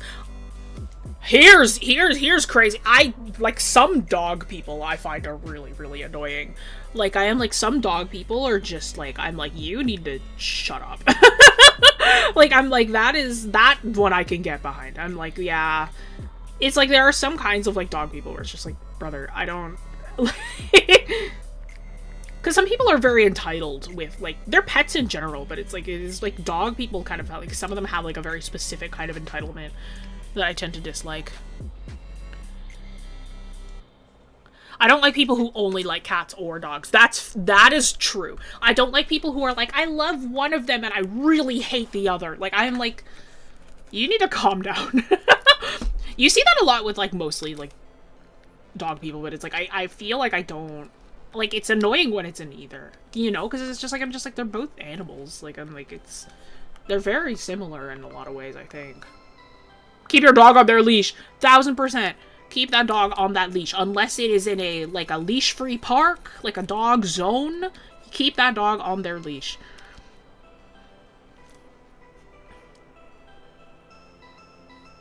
I'm that person, I'm afraid, dude. I can't. I'm like...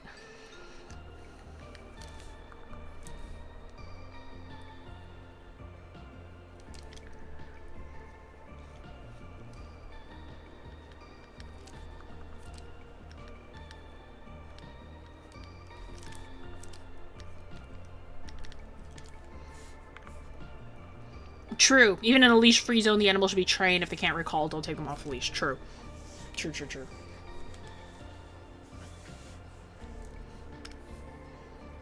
Yeah, train your dog. If you're gonna have a dog, you have to train it. Like, I cannot stand what it is, like, they're like, it don't bite kind of shit. I'm like, brother, train your dog.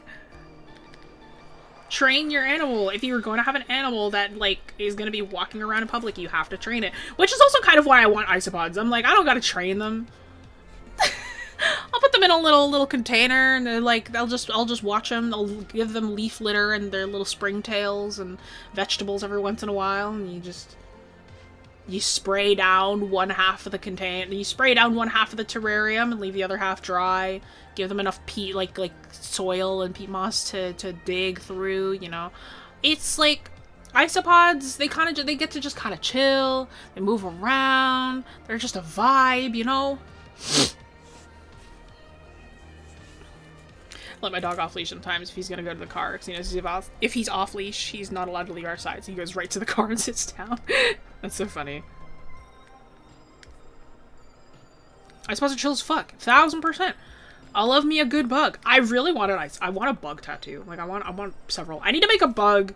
I might do that for next week's stream. I need to make a flash sheet, and I'm like, I want bugs. I want a bug sheet.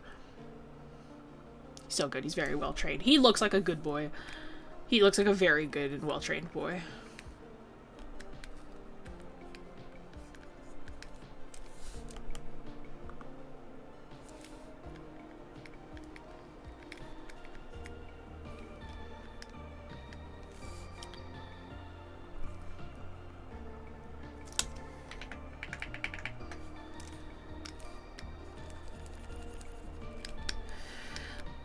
I'm literally thinking of like this pose is like what like I see my dad doing when he like is like curling.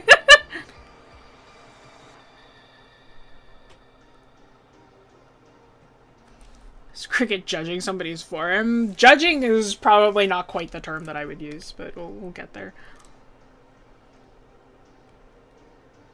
Any dog I'm training is ending up well trained enough to be on my side without a lead, and if I can't get them to that standard, I'm keeping the problem to myself. Fair.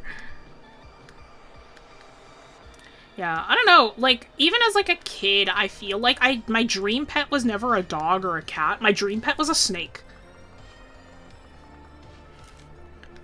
And, you know what? I still want a reptile. I would love a reptile pet. Frankly.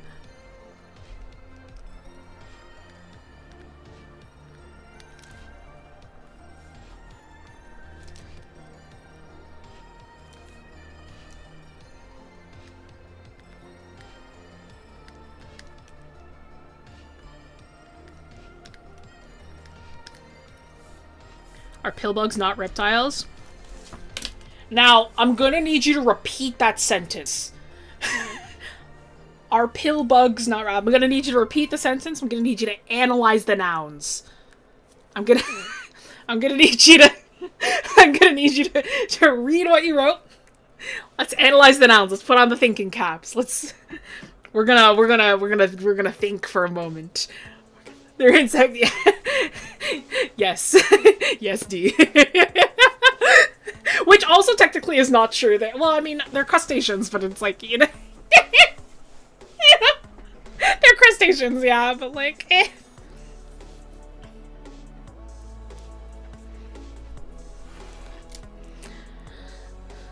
Cephalaspids. I'll look them up. Cephalaspids. Ah! Cephalaspis! Or is it cephalaspids? Is it with a D?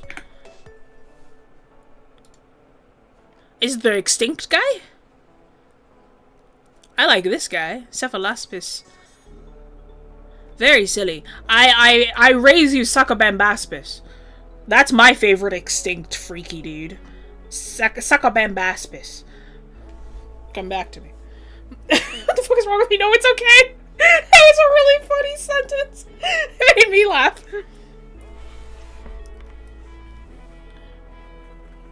We love Succubambaspis in this house! Oh yeah!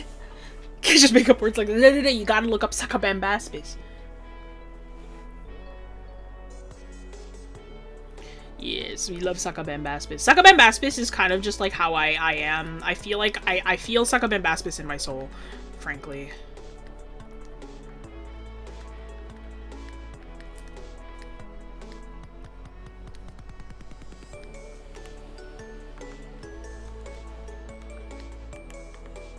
He was funny, twin.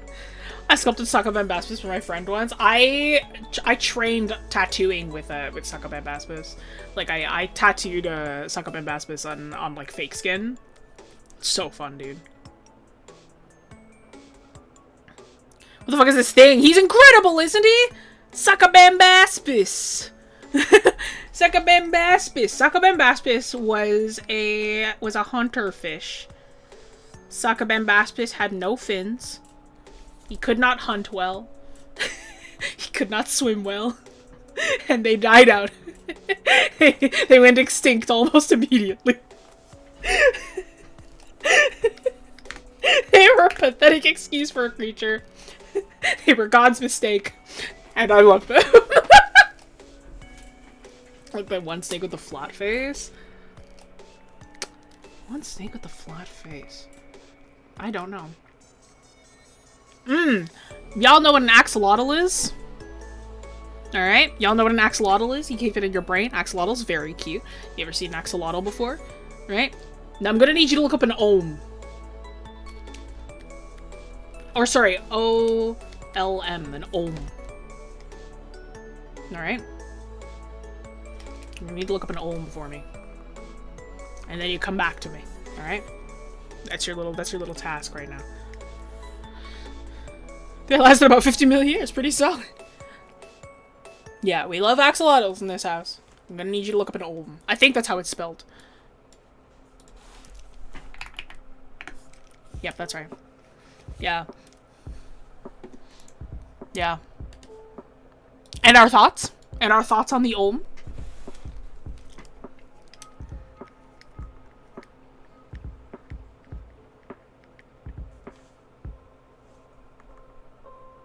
What am I looking at? It's 10 out of 10. An ohm is kind of like if you had like an axolotl if it was like wrong. No, it is. What did infection AU axolotl? My fiance discovered 𝘰𝘰𝘪𝘯 the other day, and he was like, "Have you seen an 𝘰𝘰 before?" And he was like, and I was like, "Oh yes, yes, I had them saved on my phone for a little while because I wanted them for creature inspiration."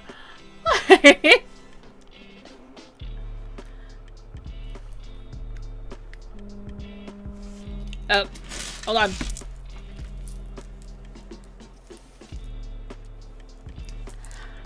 Hi, you're on stream.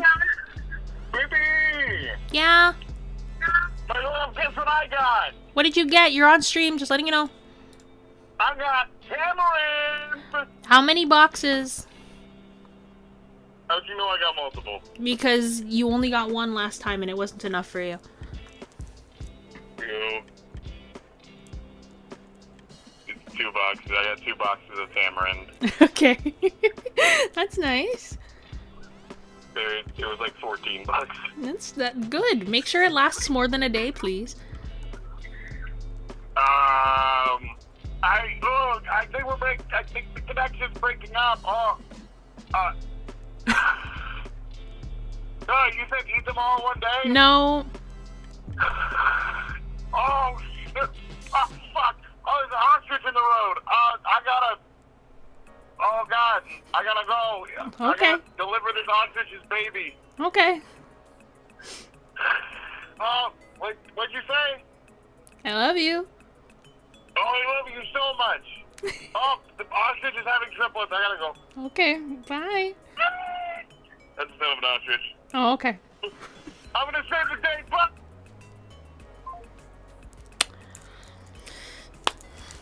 So for context, my fiance got a box of tamarind for the first time ever a few days ago. And he finished the entire case of tamarind in a day, less than a day. So he really wanted more. So he told me before stream, he's like, I'm gonna see if I can find tamarind. And so I'm like, just please don't eat them all in a day again. So. Didn't you yell at him last stream? Yes. Snack or drink? The snack, like the full. It's a fruit. Tamarind is a fruit. Yeah.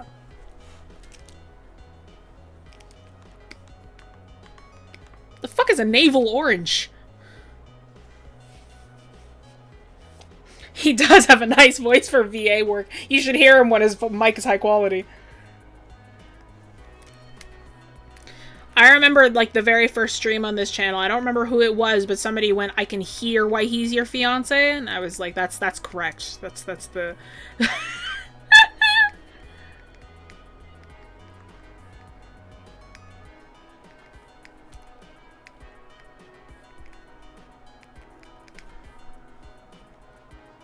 It was me. Was it you, D? I thought so. I was like, I couldn't be certain. I'm like, I feel like I remember it was D, but I don't want to accuse just in case it wasn't. Yes, he has a very charming voice. You can watch his stuff too over on Scarecrow Sketch on YouTube. He does very different content than me. But you can go, if you like game shows and funny guys, you can go watch his content too.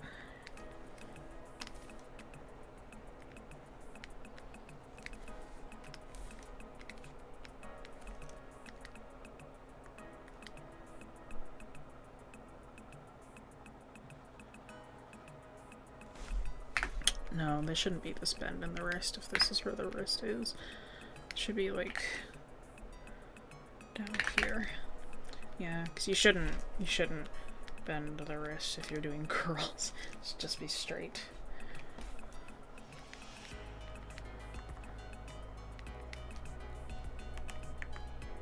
Two content creators in a room, they might kiss.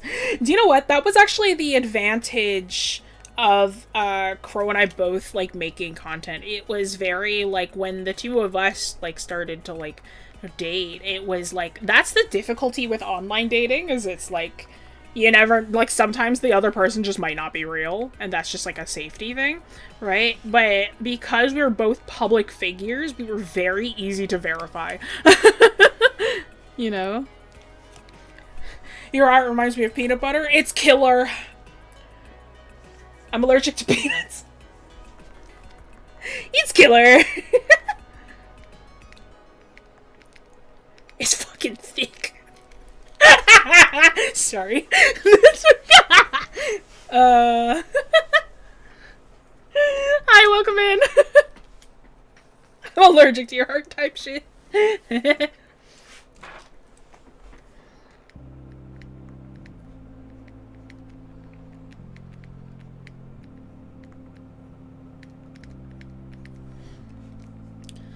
Thank you. Off the dome. I don't know how to drive fucking weights. Hang on. Could I go into my parents' room and look at what my dad's dumbbells look like? I could. I'm not gonna. Brother, I don't know how to fucking, I don't know how to be drawing these shit. He got like the plate dumbbells. As for the drawing, I may or may not be looking disrespectfully. It's kind of a Schrodinger's cat kind of thing, you know? I draw disrespectfully, so you're allowed to look disrespectfully as well if you so choose.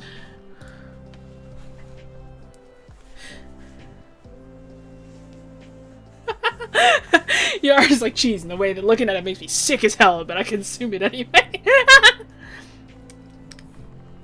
Yeah, I draw disrespectfully, so like whatever you are feeling for cricket, that's completely fine. I was literally saying to my friends the other night, I was like, I was drawing cricket in like frankly some really skimpy ass clothes, and my one of my friends was like, they were like, Jess, this is so horny. And I was like, and you know what? I am very happy to have a character where I don't feel guilty drawing them like this.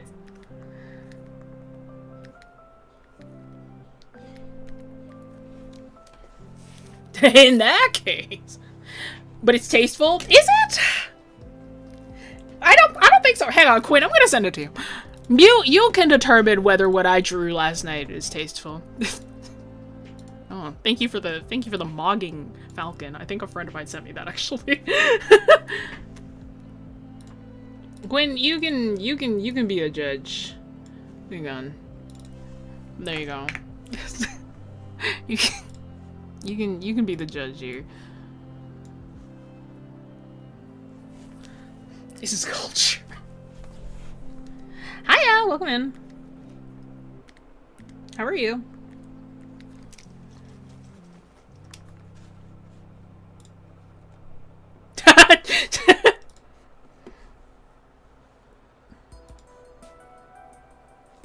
Looking at how Cricket's left leg is strong, I figured out legs that draw and look right, they didn't overlap forms right. Right leg with our right or their right? This one?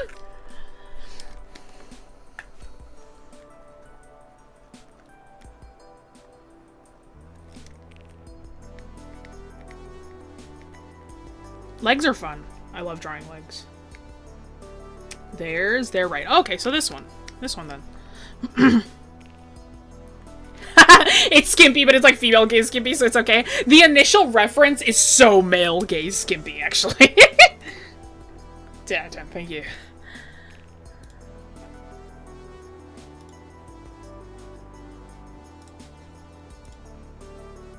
Here, I'll send you the reference, because it's one of those, like, draw your OC in this. Hate drawing legs, I can't draw them. Dude, I love drawing legs. You want to know a secret? Drawing legs is the same structure as drawing the arm. It's just backwards. You know what the butt is? The butt is a deltoid. Gluteus maximus, that's your deltoid. Your quads are like your tricep bicep, and your forearm muscles are like your calf muscles. I'm being so serious. I hope you're doing well. I also hope you're doing well. I like seeing how the fat pushes out when a character's sitting. I don't know why. Oh, like the... not to get all millennial on you, but the sploot? Yeah, me too. That's why I like drawing it. It's so satisfying, dude. The way that the body moves is just so satisfying. I love drawing bodies so much.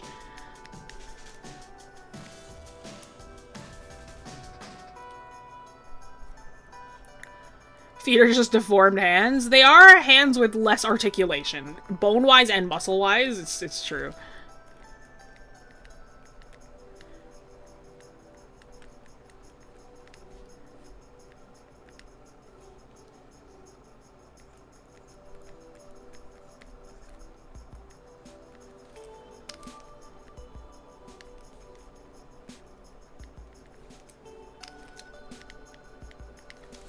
I'm literally drawing this, like, okay, so I'm probably just gonna keep this one to, like, a clean sketch. Like, I'm probably not gonna, like, render this one out. But, like, dude, I hate drawing these kind of, like, circular forms. It's so tough and obnoxious. I hate that I'm chicken scratching. I hate it, I hate it, I hate it. Oh my god. I feel like I'm new. I feel like I'm new trying to do this. Hang on. It's just so, it's so man-made, it's so exact, it's so obnoxious.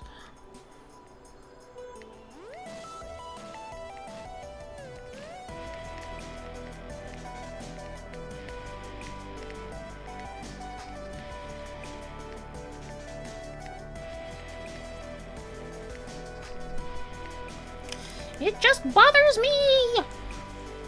Have you considered locking it? I'm trying! Seeing Cricket and Lonnie has given me a newfound enjoyment of unconventional body types. I'm redesigning a lot of my anthros. Hell yeah! Sploot! I haven't heard that in so long, I forgot his other word. Yeah, not to get millennial on you for a second. I feel like this stream will help me a lot. Definitely need to get better at drawing different body types. Yeah! We did already go over the lesson, so we did already do the advice section, but there is always the VOD, and that file will also be available on the Discord afterwards, so if you haven't joined the Discord, go hop in there. You can download it if you'd like. That's for free. That's for you.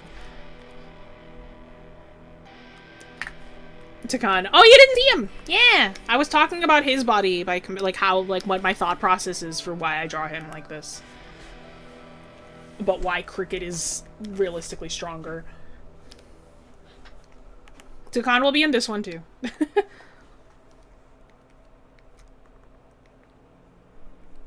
Babe, I was saying, isn't it funny that, like, of Cricket and 𝘴𝘰𝘪𝘯, 𝘴𝘰𝘪𝘯 would be the cardio bunny?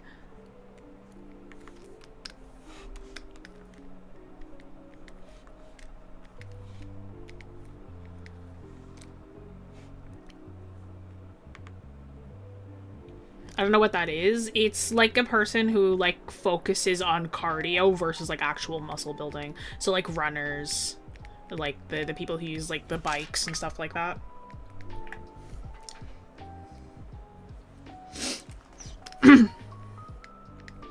It's like they, like, exclusively, yeah, are, like, exclusively on, like, the treadmill or, like, the stationary bikes and stuff.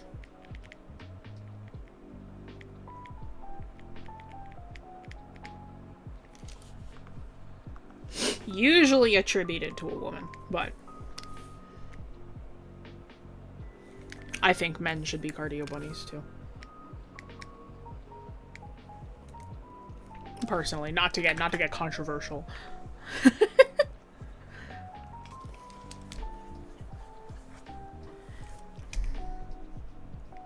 What is Crow's opinion on Cricket being stronger than 𝘴𝘰𝘪𝘯? Does he think it's funny? Actually, babe, what is your opinion?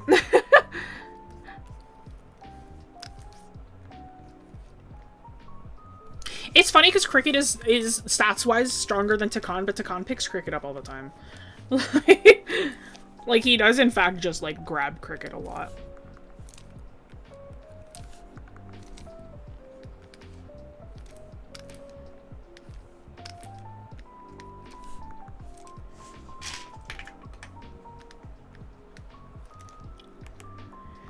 Kind of a cardio buddy. I'm a martial artist. And so is 𝘴𝘰𝘪𝘯. 𝘴𝘰𝘪𝘯's the monk of the party. Pure DPS. Carrying a bag of flour. I'd say that carrying Cricket is like carrying a bag of oats, maybe. Or rice.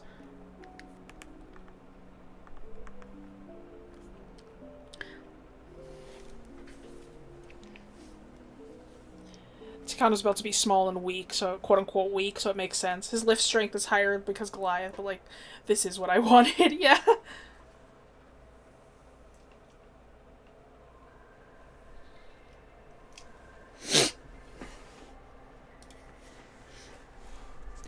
Quit.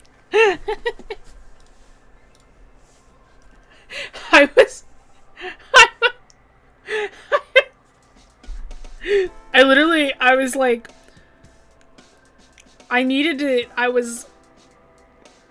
another friend of mine has been like, told me about Baki and said, Jess, you should not watch Baki. You would have a stroke watching it. And I was like, why? And he sends me a clip and I was like, you're right.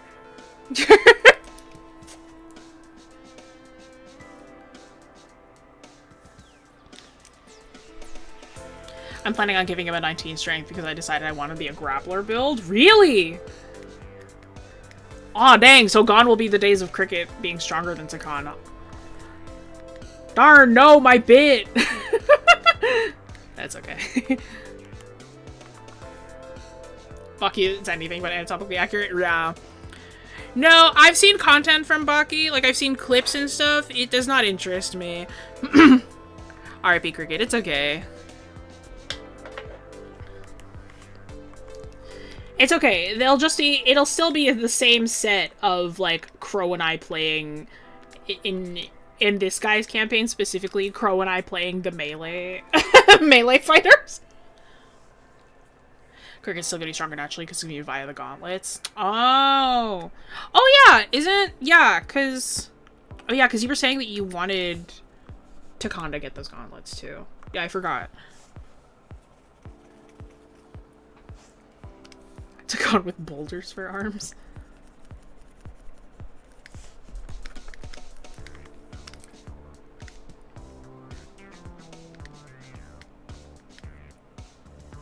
We can all bench press Barnaby, pass him around like, well, you know. Oh, pass him around like a blunt. Yeah. Barnaby and Dusk. The two strength dump stats. Like, I mean, Dusk has the lowest strength of the party. Dusk's is like a 9. Like, it's actual dump stat.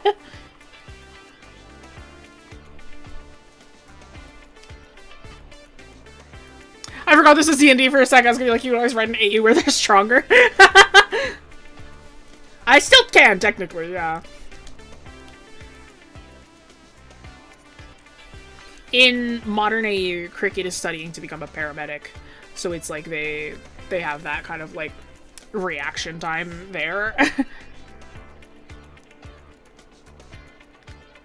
Have a good one. Thank you for popping in.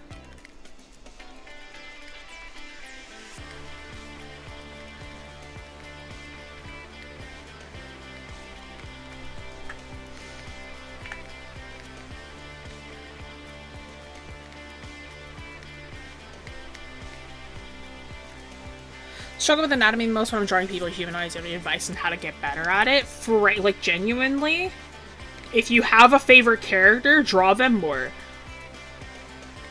And also look up, like, initial shapes and stuff that might help you. Like, look up forms and things that may help for structure to begin illustrating. That may help you as well.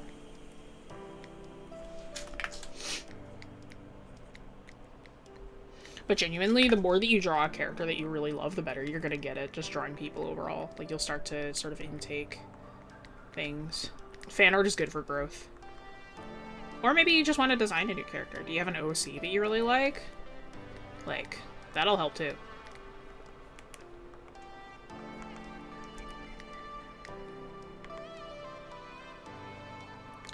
If I got a belt of giant strength, you can have the gauntlets and you'll be much closer. Hell yeah! Dude, listen, if I have higher strength, too, then the damage that I do with the War Pig will be higher as well. Which would be, like, I'm not mainly a melee build, but it'll absolutely help with damage.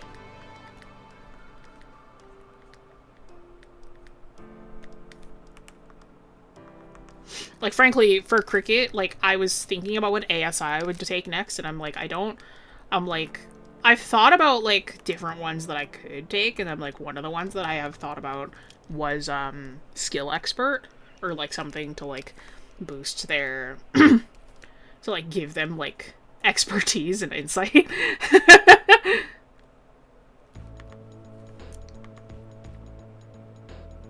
How do you think the modern AU crew would react to their D&D campaign selves? Cricket would feel so bad for their canon self. Like modern AU cricket, because modern AU cricket, realistically, they're just as messy, but in like the first world problem kind of messy. Like canon cricket is messy because they're going through it. Like they're going so damn through it.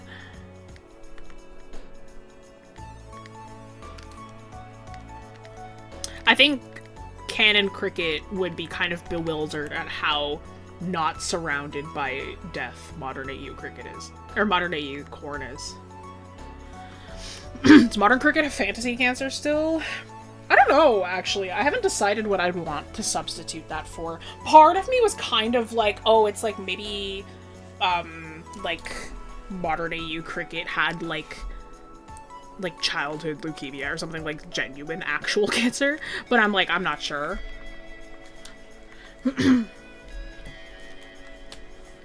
I need the higher strength because Vepr is mostly melee. No, for sure. Absolutely. And again, listen, I'm manifesting for you. I'm literally manifesting for you, Frey. We get to the empty cathedral. It's gonna be the ship situation. It's gonna be the ship situation where we found the vestige for Corn. Okay, we're gonna find treasure. The belt is gonna be there. There's gonna be a belt of fire giant strength. It's gonna be in there. Or wait, no, it would be Hill. It's Hill then. Because what did Corn have? Corn had fire. Hang on. Belts of giant strength.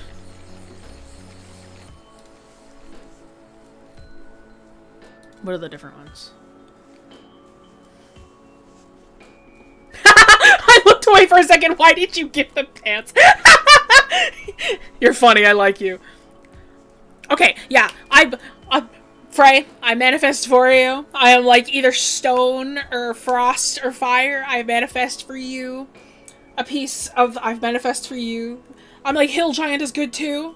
But I manifest for you the Belt of Giant Strength. I manifest.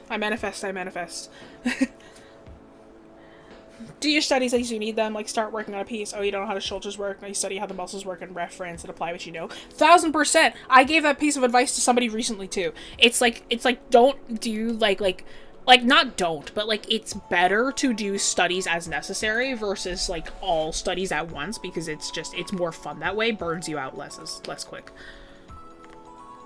Yeah, the empty cathedral. I manifest. I manifest that it's like the ship. It'll happen. Listen, we found sovereign glue. Anything can happen.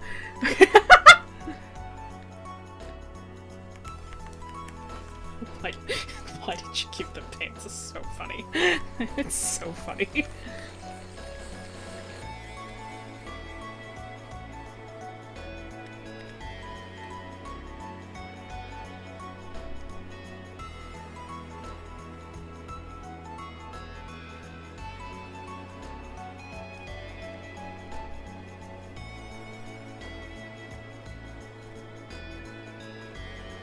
Actually, hang on. It'd be a lot funnier if it's just like... What, Ship of Theseus? So, when Korn got his crazy fucking axe, we found it in an old, long-dead dragon horde where there was like a pirate ship or an airship that held the long-lost, long-dead corpses of a bunch of other... corpses and ghosts of a lot of other Dragonborn. And, like, when we beat them, like, we got, like, so much loot from that. And that's how Korn got his first Belt of Giant Strength. Hello, good to meet you. Yes. Bit by bit is a lot better.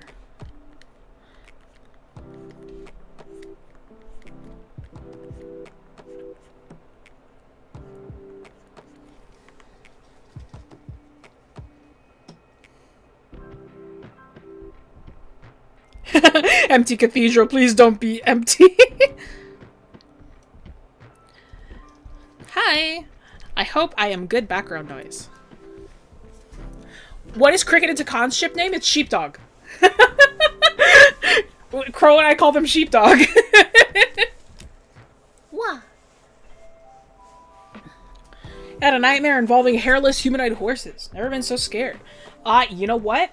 And I can't blame you. That sounds horrible. I cannot blame you at all.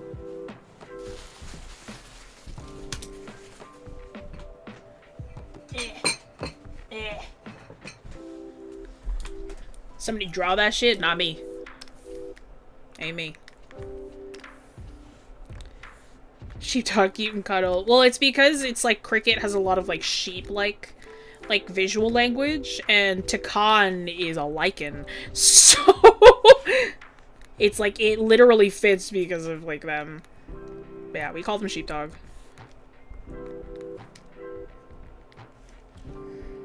That's amazing. Thank you.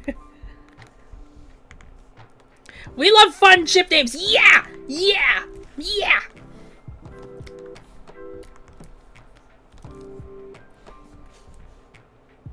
Yippee! Yippee hooray!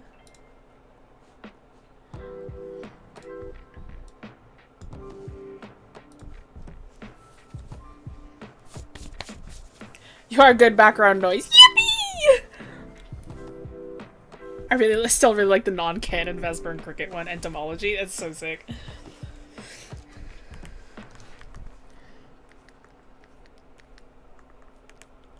Prepared my friend's birthday gift. Oh my god. Alright, hang on. I'll be right back. I need to piss. Give me a second.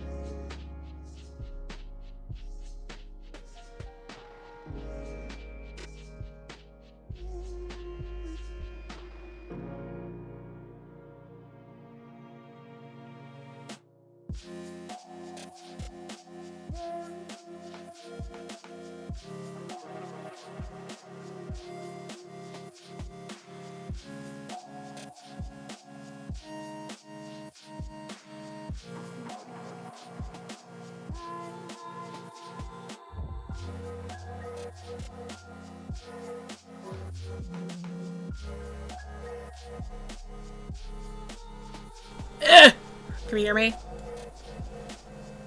Off to the bushes is crazy.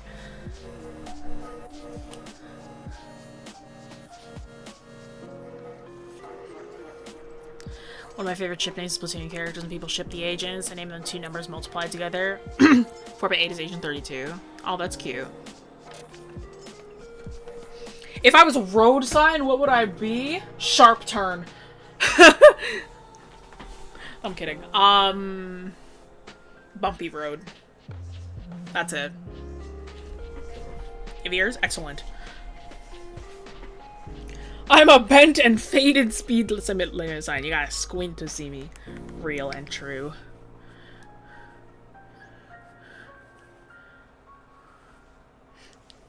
Cow crossing! True. Would it not be... You know what? There's a sign here in Canada. It's just like... We have one... Like, we have them around. It's just... It's just this. Yeah, this is me. We have these every once in a while. That's me. That's me as a sign, frankly. Amazing. Geese, yeah.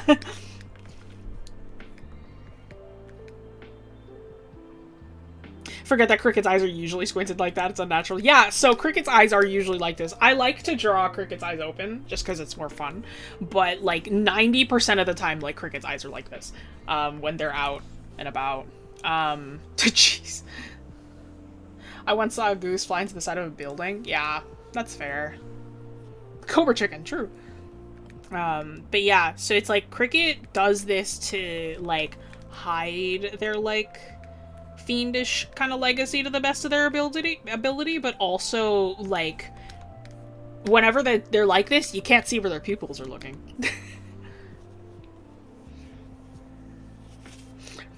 I also saw a goose throw another goose's gosling and sort of war between two groups. That makes sense. How would Cricket wear glasses? A lot of people have asked that question. The answer is I don't know, so I'm never going to give them glasses.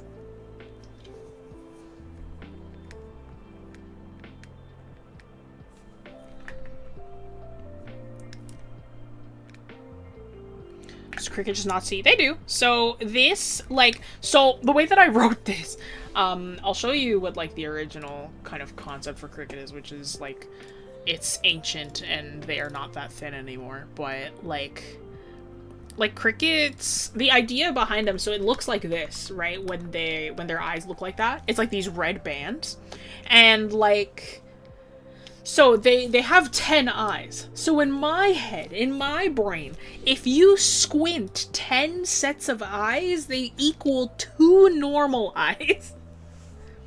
So they can still see. They can see just fine. It's just they're squinting. Old Cricket jump scare, yeah.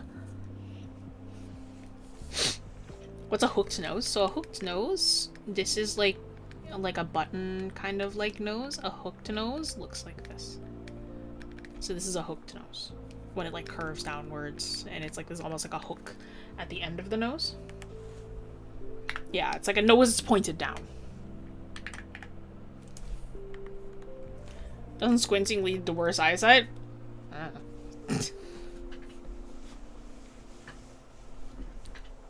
Is that not aquiline? It might be. I don't know. The layman's term is hooked nose. There are lots of names for a lot of things. It's like saying, like, oh, that's a wolf. Is it not Canis lupus? Like, yeah, Bessie, it is, but it's the layman term. It's the other name. You know what I mean?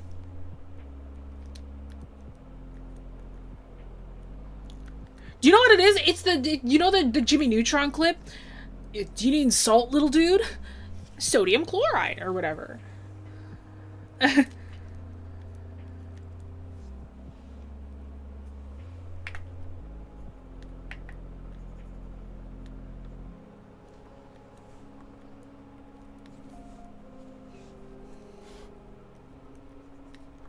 Or not know the layman's term? Well, now you do.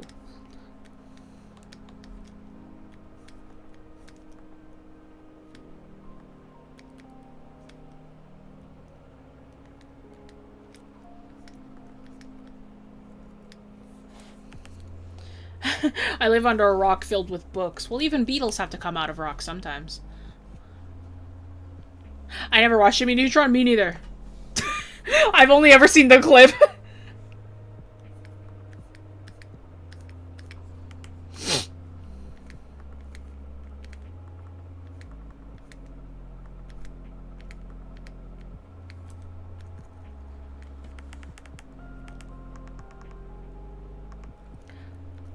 What do I use? Exclamation point device. You can see everything that I use. Guess you couldn't handle the Neutron style. My only regret is I didn't know about Cricket's true dump beat before I made your keychain. It's okay. They're small, so you can't tell anyway. That fucking kills me. I didn't know about that true dumpy. That's true. I made Cricket's ass a reveal on the table. I thought it'd be really funny. True dumpy. You know, Cricket got ass. Cricket got ass. Cricket got back.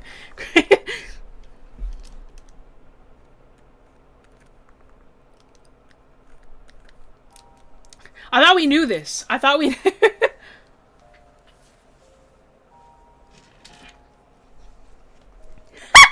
Let's play show and tell. Let's play. I'm a visual learner. It was funny, right? I thought it was funny. I'm new here. Why is everyone talking about a Cricket's dump truck? This is my character named Cricket. They were designed to have the fattest ass. As a dumper, yes sir. Hang on, can I find a clean doodle that I can show? Give me a second.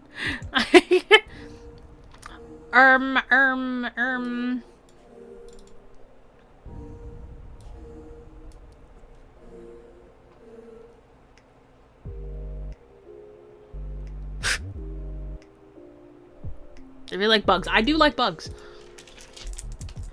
A Christian dude. Saw the doodle Cricket investor with your chest with your chest, my ass. We'd make the gaggiest, hottest non-binary person ever. Oh, hello. Hello. Hello. You're in earlier than I thought you'd be. You want to say hi to chat? Hello, chat. Everybody, Cryo Lane, friend Hi. of the channel. I'm Cryo Lane. I am here in person instead of as my little guy. It's true. Friend of the channel, player of 𝘰𝘭𝘭𝘰𝘳𝘥 in Cricket's campaign, as both Lunan and 𝘥𝘮 in Corn's campaign, and the DM of. Thank you. Go ahead. I'm gonna steal some, but Sick. I realized I hadn't eaten all day. Yeah, well, you know, that's good. Eat something.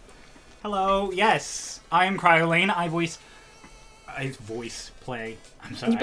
Same thing. I genuinely almost broke an NDA out loud just now. Did you? That's crazy. It's okay. I'm 𝘰𝘭𝘭𝘰𝘭𝘮. That's in Cricket's campaign. Yes. I play 𝘰𝘭𝘭𝘰. She's small and silly. Indeed. And then in Corn's campaign, I'm Lunan. Lunan talks like this. It's okay, he died. I didn't have to keep doing his voice. That's crazy. And then I was 𝘥𝘮. 𝘥𝘮 is just me, but happier. I am happy. I'm a happy person. I'm gonna steal fries now and let your chat be. Please, steal some fries. Take some fries. You bought them. Cryo also DMs Lonnie's campaign. Yeah, I don't have a specific voice to do for that one because I'm everybody. Yeah. The voice coming out of the character on screen is wrong. Quinn says that they love 𝘥𝘮. I know, Quinn. We've interacted once or twice in chat, Quinn. But I love that you love 𝘥𝘮 so much. It gives me so much joy. It's also hilarious because 𝘥𝘮 actually marries someone named Quinn. Yeah, 𝘥𝘮 ends up marrying Quinn. Hi, King Frey. Quinn. I love you too. Perhaps he needs his own little guy again. I don't know how we could do it. No, 'Cause they it just can't really. automatically shows up. Yeah, no, the little guys show up in response to the Discord client, so. Yeah, no, seriously, for real, seriously. Yeah. It's alright. It's like when my fiance's here, it's like, we've got another voice in the room now. A ghost. A ghost. A non-binary ghost. I like that you felt the need to specify the gender of the ghost. This Spectre non-binary too. It's like that thing, it's like that ass non-binary too. My tits non-binary too. It's so funny. Just make them join on their phones so we can get feedback. Oh my god. I guess I'm married now. That's crazy. Well, welcome to your new life. How's it feel?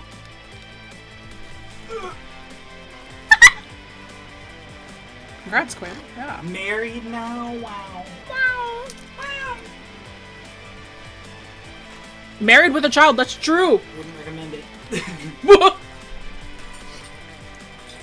Tomodachi. Oh, they're joking the Quinn's married to me. I get it now. It took a second.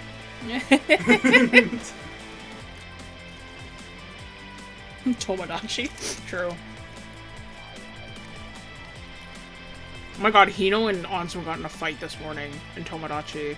I was like, I had to break them up. I showed up and I was like, why are you guys fighting? And they're in the stairway throwing shit at each other. Anytime Ansem gets in a fight with anybody, I'm like, canon. Yeah. That's so accurate to their character. Yeah, in the Neptune campaign, I am also Ansem, that's right. I am Ansem Bristol. I'm a very bad French accent that I do not do consistently because I forget. That's okay. Accents are hard. You may now non-the-binary. It's more German. You know, Quinn was German, though. Our favorite thing is whenever we would tell Quinn something, and Quinn would be like, what? Like, in the middle of, like, a sentence. German accent. I can't do a German accent. Maybe my French accent is just from the north of France, because that's right against Germany. That's the argument that I'll make geographically. Alright. The actual argument I'll make geographically is that I'm bad at a French accent. But... What is the lesson for today? It was body types. I was talking about different bodies. Oh. And, like, how to make characters look different and stuff. And I was saying, like, it's like, oh, it's like, there's, like, if you kind of understand how the three sort of aspects of what make up a body, it's like the bones for structure, muscles, and fat. Mm-hmm. It's like understanding how each one works, and you kind of blend the three. And, like, it's like, oh, if you want this area fattier, you show more of, like, fat falling off of the body, or if you want this area more muscular, you pull it more taut. So it's like... It's like, important to understand tension when you're designing a body. Yeah. Because body parts, like, the material that makes up a body part is very important for tension. Mm-hmm. So, that's my bit that I contribute. Yippee! Yippee! Yeah, no, because I was look saying... at a rope and pull it taut, and that's muscle versus fat. Mm-hmm. Yeah, because I was saying, I'm like, muscle you can, like... Muscle can be flexed and muscle can, like, be tense, but you can't do that with fat. So it's like, because fat hangs off of... And just be dangling there. True. Someone get Takata a towel. He'll have shorts. He'll have shorts. Give me a second. He doesn't need a towel. Earlier, somebody Let was that like... thing hang. Earlier, somebody was like, why did you put shorts on Cricket? I was like, I'm sorry. I'm trying to not get demonetized. I'm trying not to. Dukan don't need it. Everyone's taunting left and right. So true. Yeah, it's really funny to joke about giving Dukan a towel, considering last session. Yeah. Last session we were in a bathhouse. Dukan and Shiva are both infamously not wearing their towels because they do not care. Yeah, they do not care about nudity at all. Yeah, because Dukan also has, like, no nude shame whatsoever. It's like, neither of them do. It's like, they both kind of grew up, like, they're, like, animal people. Like, they grew up in, like, woods and, in the like... Woods. The woods. The woods. It always comes back to the woods.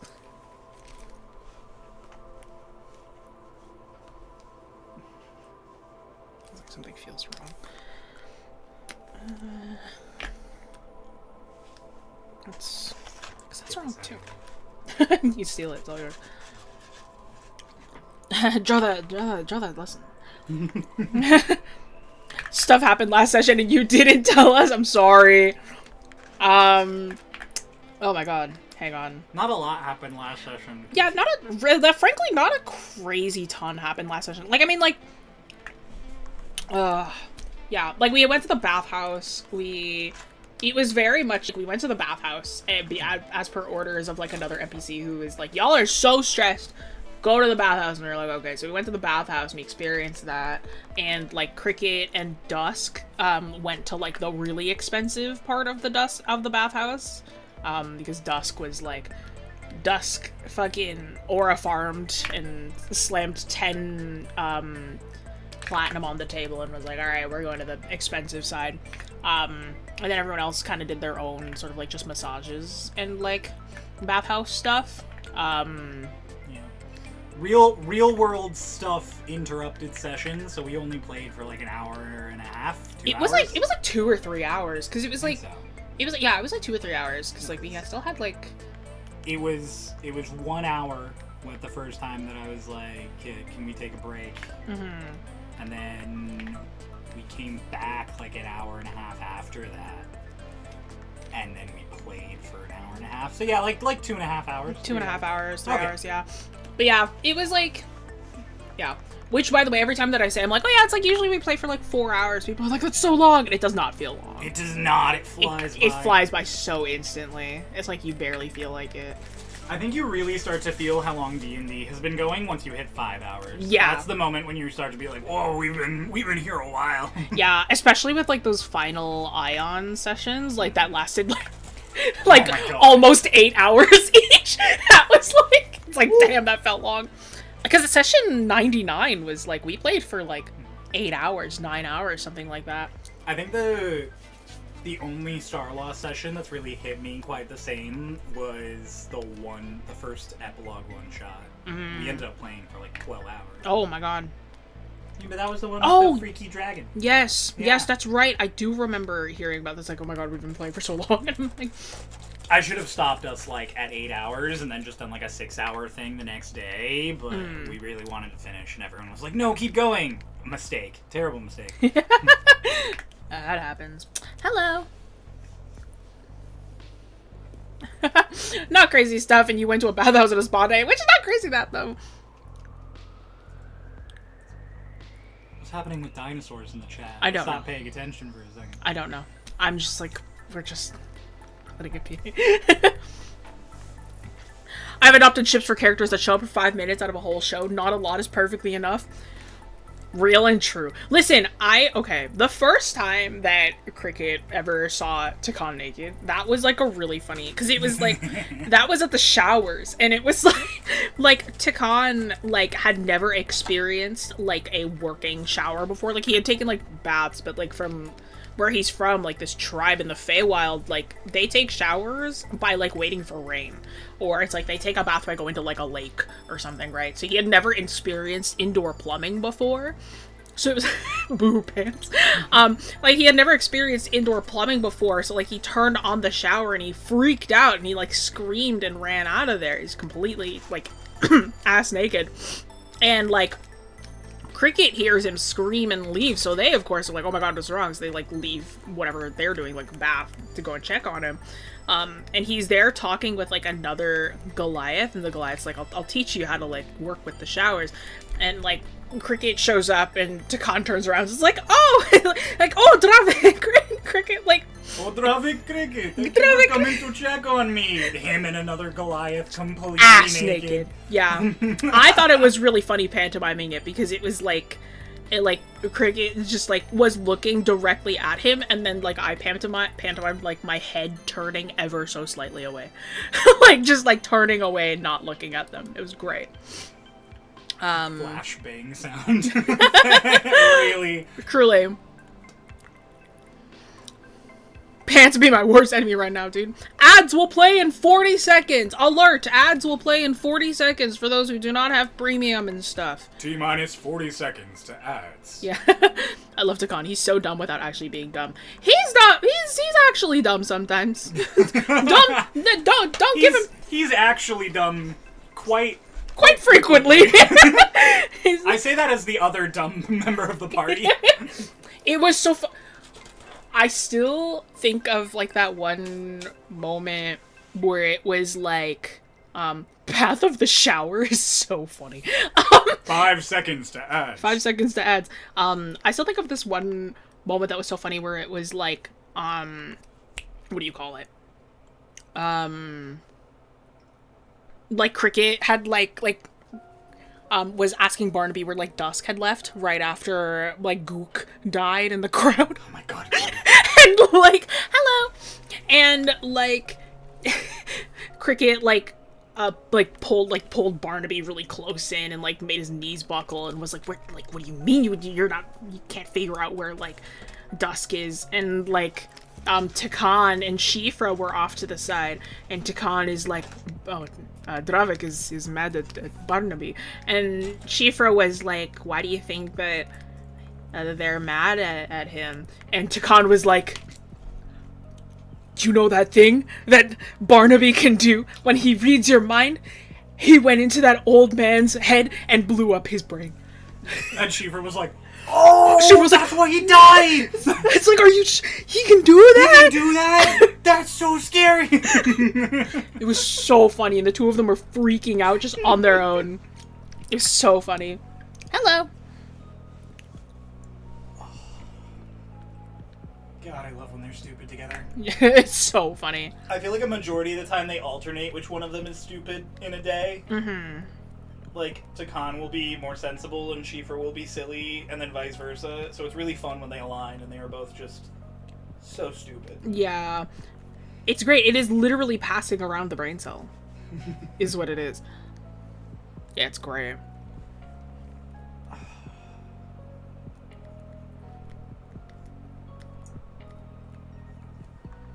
10 out of 10. Dude, it's so funny.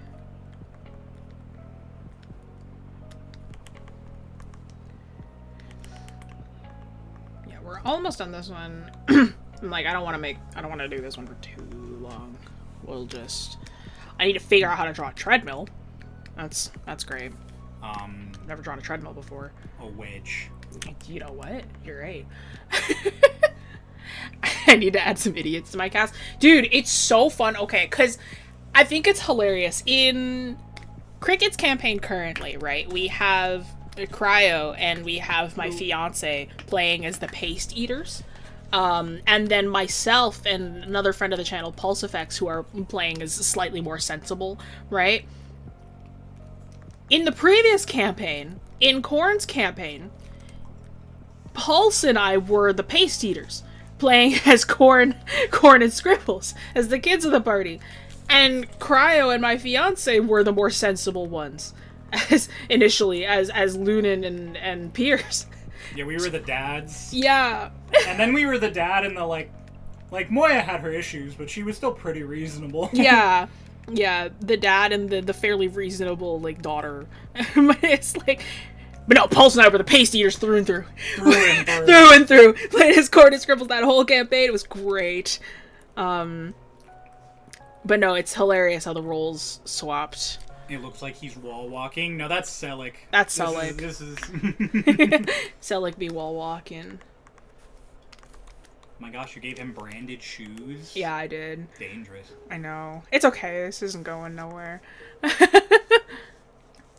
Get rotated.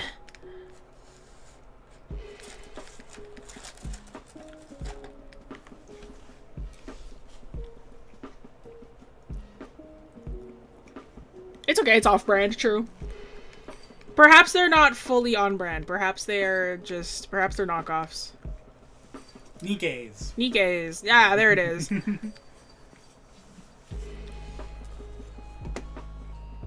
Adidas. Adidas. Takana would not wear shoes inside, though, or outside. That's also true. Listen, this is modern AU, we're pretending. Is he barefoot in his character reference? Yes. I feel like he is. I was gonna say, I feel like he is, but I can't remember. Yes, he's completely barefoot. The only thing that he has is, where are you? The only thing that he has in the original is, like, he would have, like, bandages, and then the new one, he also had bandages. Or, like, he just has the bandages, and that's, like, those are, like, his magic items. His arch support. His arch support. I also find arch support magical. Even in, like, the fancy one, like, he doesn't have any shoes in this one either. Wow. Yeah. He just had those dogs out on those people's floor. Yeah. You know what, though? It's a rich people floor, so it must be clean. God, I hope. I don't want to think what they get up to when we're not there. He's got wrapped, yeah. Bare feet on the treadmill should get you locked up. Real. Real. In the campaign I'm playing in, my character is a false human. A member of my party who's an Eldritch wizard has been unable to see how obviously not human I am through pure bigotry. No! Oh no, you're playing with, like, the racist elves. Wow. We killed a racist elf in Corn's campaign.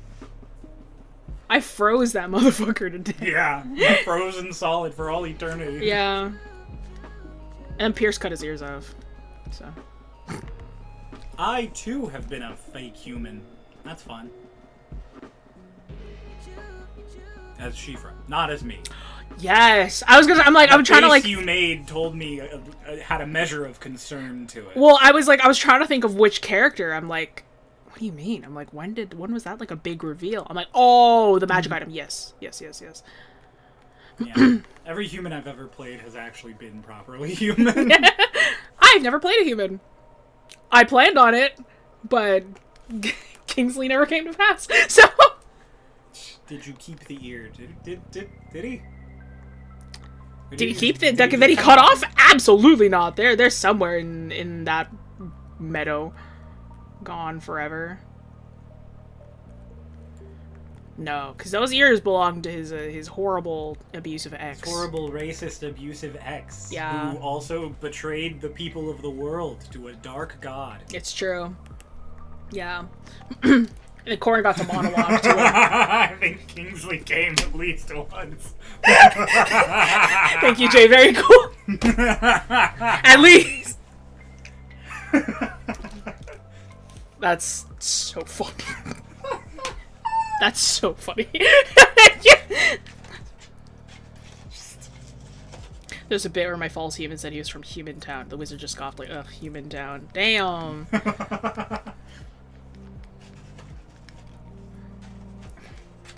Weirdly Ritz-coded. It is very Ritz-coded. Human Town. Human Town. What a disgusting name for this town.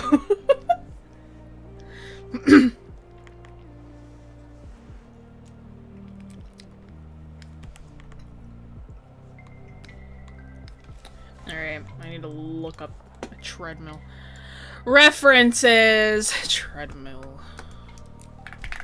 I kind of want a treadmill factory. Wedge. Yeah. It'd be kind of wedgy. It's like, they got like the wedge here, but I was looking for this one. Yeah. The floof, yeah. Takan's got big fluffy hair. Better than the town Barnaby said he came to initially. He said he was from 𝘥𝘪𝘴𝘰𝘪𝘯.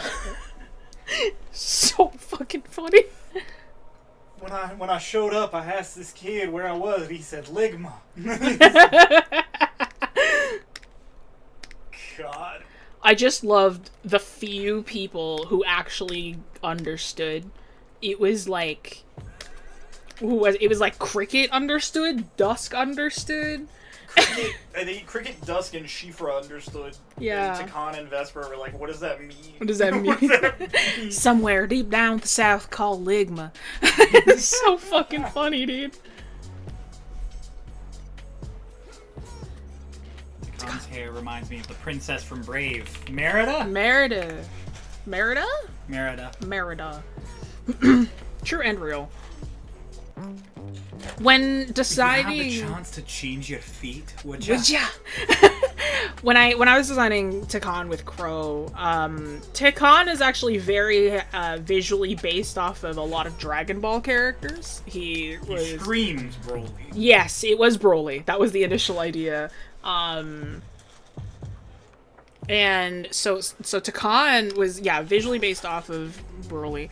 𝘫𝘰𝘪𝘯 is Merida. Yeah. So She's Takan... Irish, though. Irish. Takan is based off of Broly initially. And then it was like over time when I started to watch Dragon Ball more with Crow. Hi from Scotland. Ah, good. Oh. Hello, Scotland. What's the weather like there in the uplands? as I watched more Dragon Ball with Crow, I was like, babe, I know that your initial idea was Broly. Takon is Goku, though. Oh, he so is. Yeah, like, Takon is Goku. Frey, the points that you're making are not... They're really good, actually. Not incorrect. I was... Oh my god, you had left last night. I was saying to Frey, because I was trying to find, like, maybe, like, Evil Shifa song. But, like, so I found what, House of Wolves, Bring Me the Horizon. And I was like, what's this song about again? I listened to it and I'm like, oh, no, this is Vesper. Yeah. I'm like, House of Wolves is very Vesper. And I was like, I showed it to Frey, and Frey was like, yeah. Is Cricket the kind of guy that would fall for a D's nuts joke? I feel like if you were... I feel like Cricket is so... like, sexually charged / repressed that you would catch a D's nuts joke from a mile away unless you were distracted. It's true. Yeah. Cricket, I feel like, would... Here's the thing, is that Cricket, I think, would... They would fall for it once in the way where it's like, they like respond and they're like, oh fuck, like immediately. like it's like they hear it maybe like if you catch them off guard and it's like oh, it's like a... Like, Cricket, have you ever been to D's? And it's like, D's where? D's where? Shit! Like, it would be like instant. Like, it'd be like an instant realization. You'd be like, oh, damn it. Sunny's ward doesn't work for that one. That's so funny. Vesper falling for it. See, Vesper would fall for it and then would not understand. Post that, I feel. Like, Vesper would, it's like a Ligma Balls thing, and Vesper's like... It's so sad Steve Jobs died of Ligma.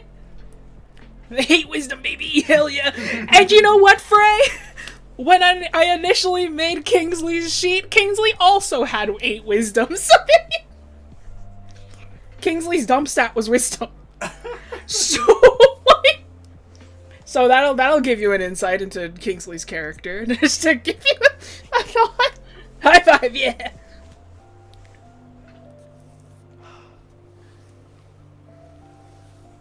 Would I have a crown now? Because you be speaking. Would they fall for Sakon? Absolutely. Like, I feel like again, it was like, if you catch them off guard enough, it's like, it'd be like, huh? And it's like, oh, damn it. And then they would not fall for it again. Like, low wisdom, high charisma, yeah. Yeah, Kingsley's, like, charisma was written to be, like, unmatched. Like, you would never see, like, a motherfucker that charismatic ever again. But then it's like, that wisdom? We don't talk about that. It's like what the librarian said. She was like, Kingsley Mateos was a very intelligent... Well, no. That was just so, like... I was like... I loved the pause. Yeah, when Kay said that, I started laughing so hard. I was like, yeah, that's right.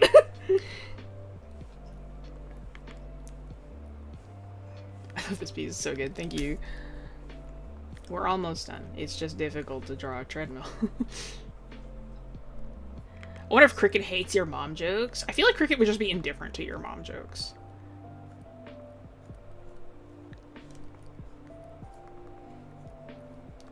They certainly wouldn't use any of them, but they wouldn't be, like, upset about them. Corn, on the other hand. Use them any chance you can get. Vesper's charisma is less like of people management. She just has charisma in the sense that she has an air of elegance about her. People find believable, persuasive, and a bit intimidating. Hell yeah. Yeah, different flavor of charisma. Yeah, no. Kingsley is meant to be like... This is like a dude who is just like, you just want to, like... You want to be nice to him. Like, he's just a swell dude. He just gets along with everybody kind of guy. Is how I wrote Kingsley.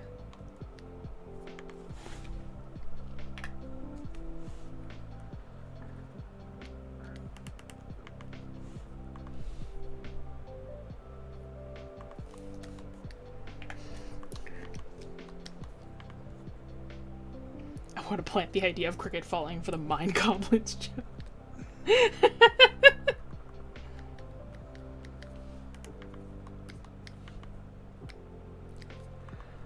Oh no, no, Berry Pop, no! D, no! D, no! Kingsley has that one neighbor who hates his guests, is constantly praying on his downfall, but always waves back for some reason. That's it. You can't not. It's too nice. Too nice. Fucking Ned Flanders. It's over. It's so Jover, dude. It's so Jover.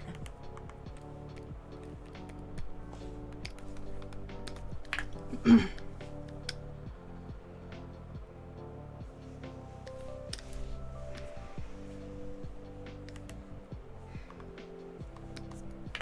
trying to figure out how I want to crop this.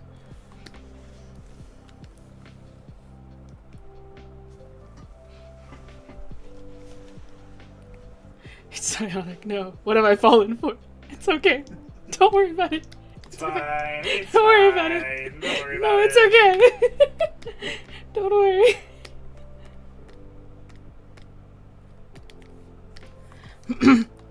A single tear goes down Gricko's cheek. Okay, you were making a reference. I get you. I get you. Gricko, how am I supposed to know what the joke is if you don't tell me what a mind goblin is? What's a mind goblin? What am I supposed to?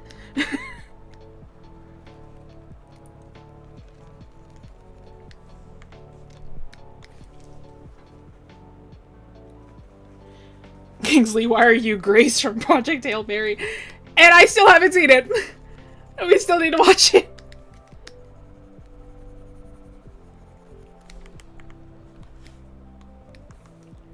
I can genuinely see it though. Literally every piece of fan art that I have seen of Grace, I'm just like, oh, Kingsley.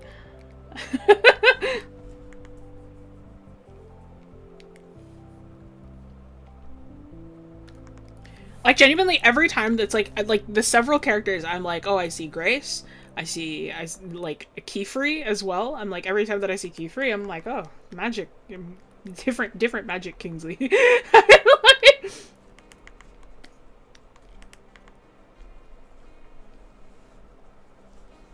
I started watching it, I stopped, maybe one day I'll keep going. I cannot imagine just stopping, and you're like my mother, I cannot imagine just like stopping in the middle of a movie and being like, I'm gonna finish this another day. Like, I don't know how you do it. Like, shows, sure, because it's like episodic, but I'm like, a movie? I'm like, what if you have to start it back up like months later? Like, how are you gonna remember? A, where you stopped, B, like it's like, I'm like, that's nuts. It's very good, yeah. I really need to. We should just watch it. We really should just watch it. Ah. Which has Atelier. Yeah. Ugh.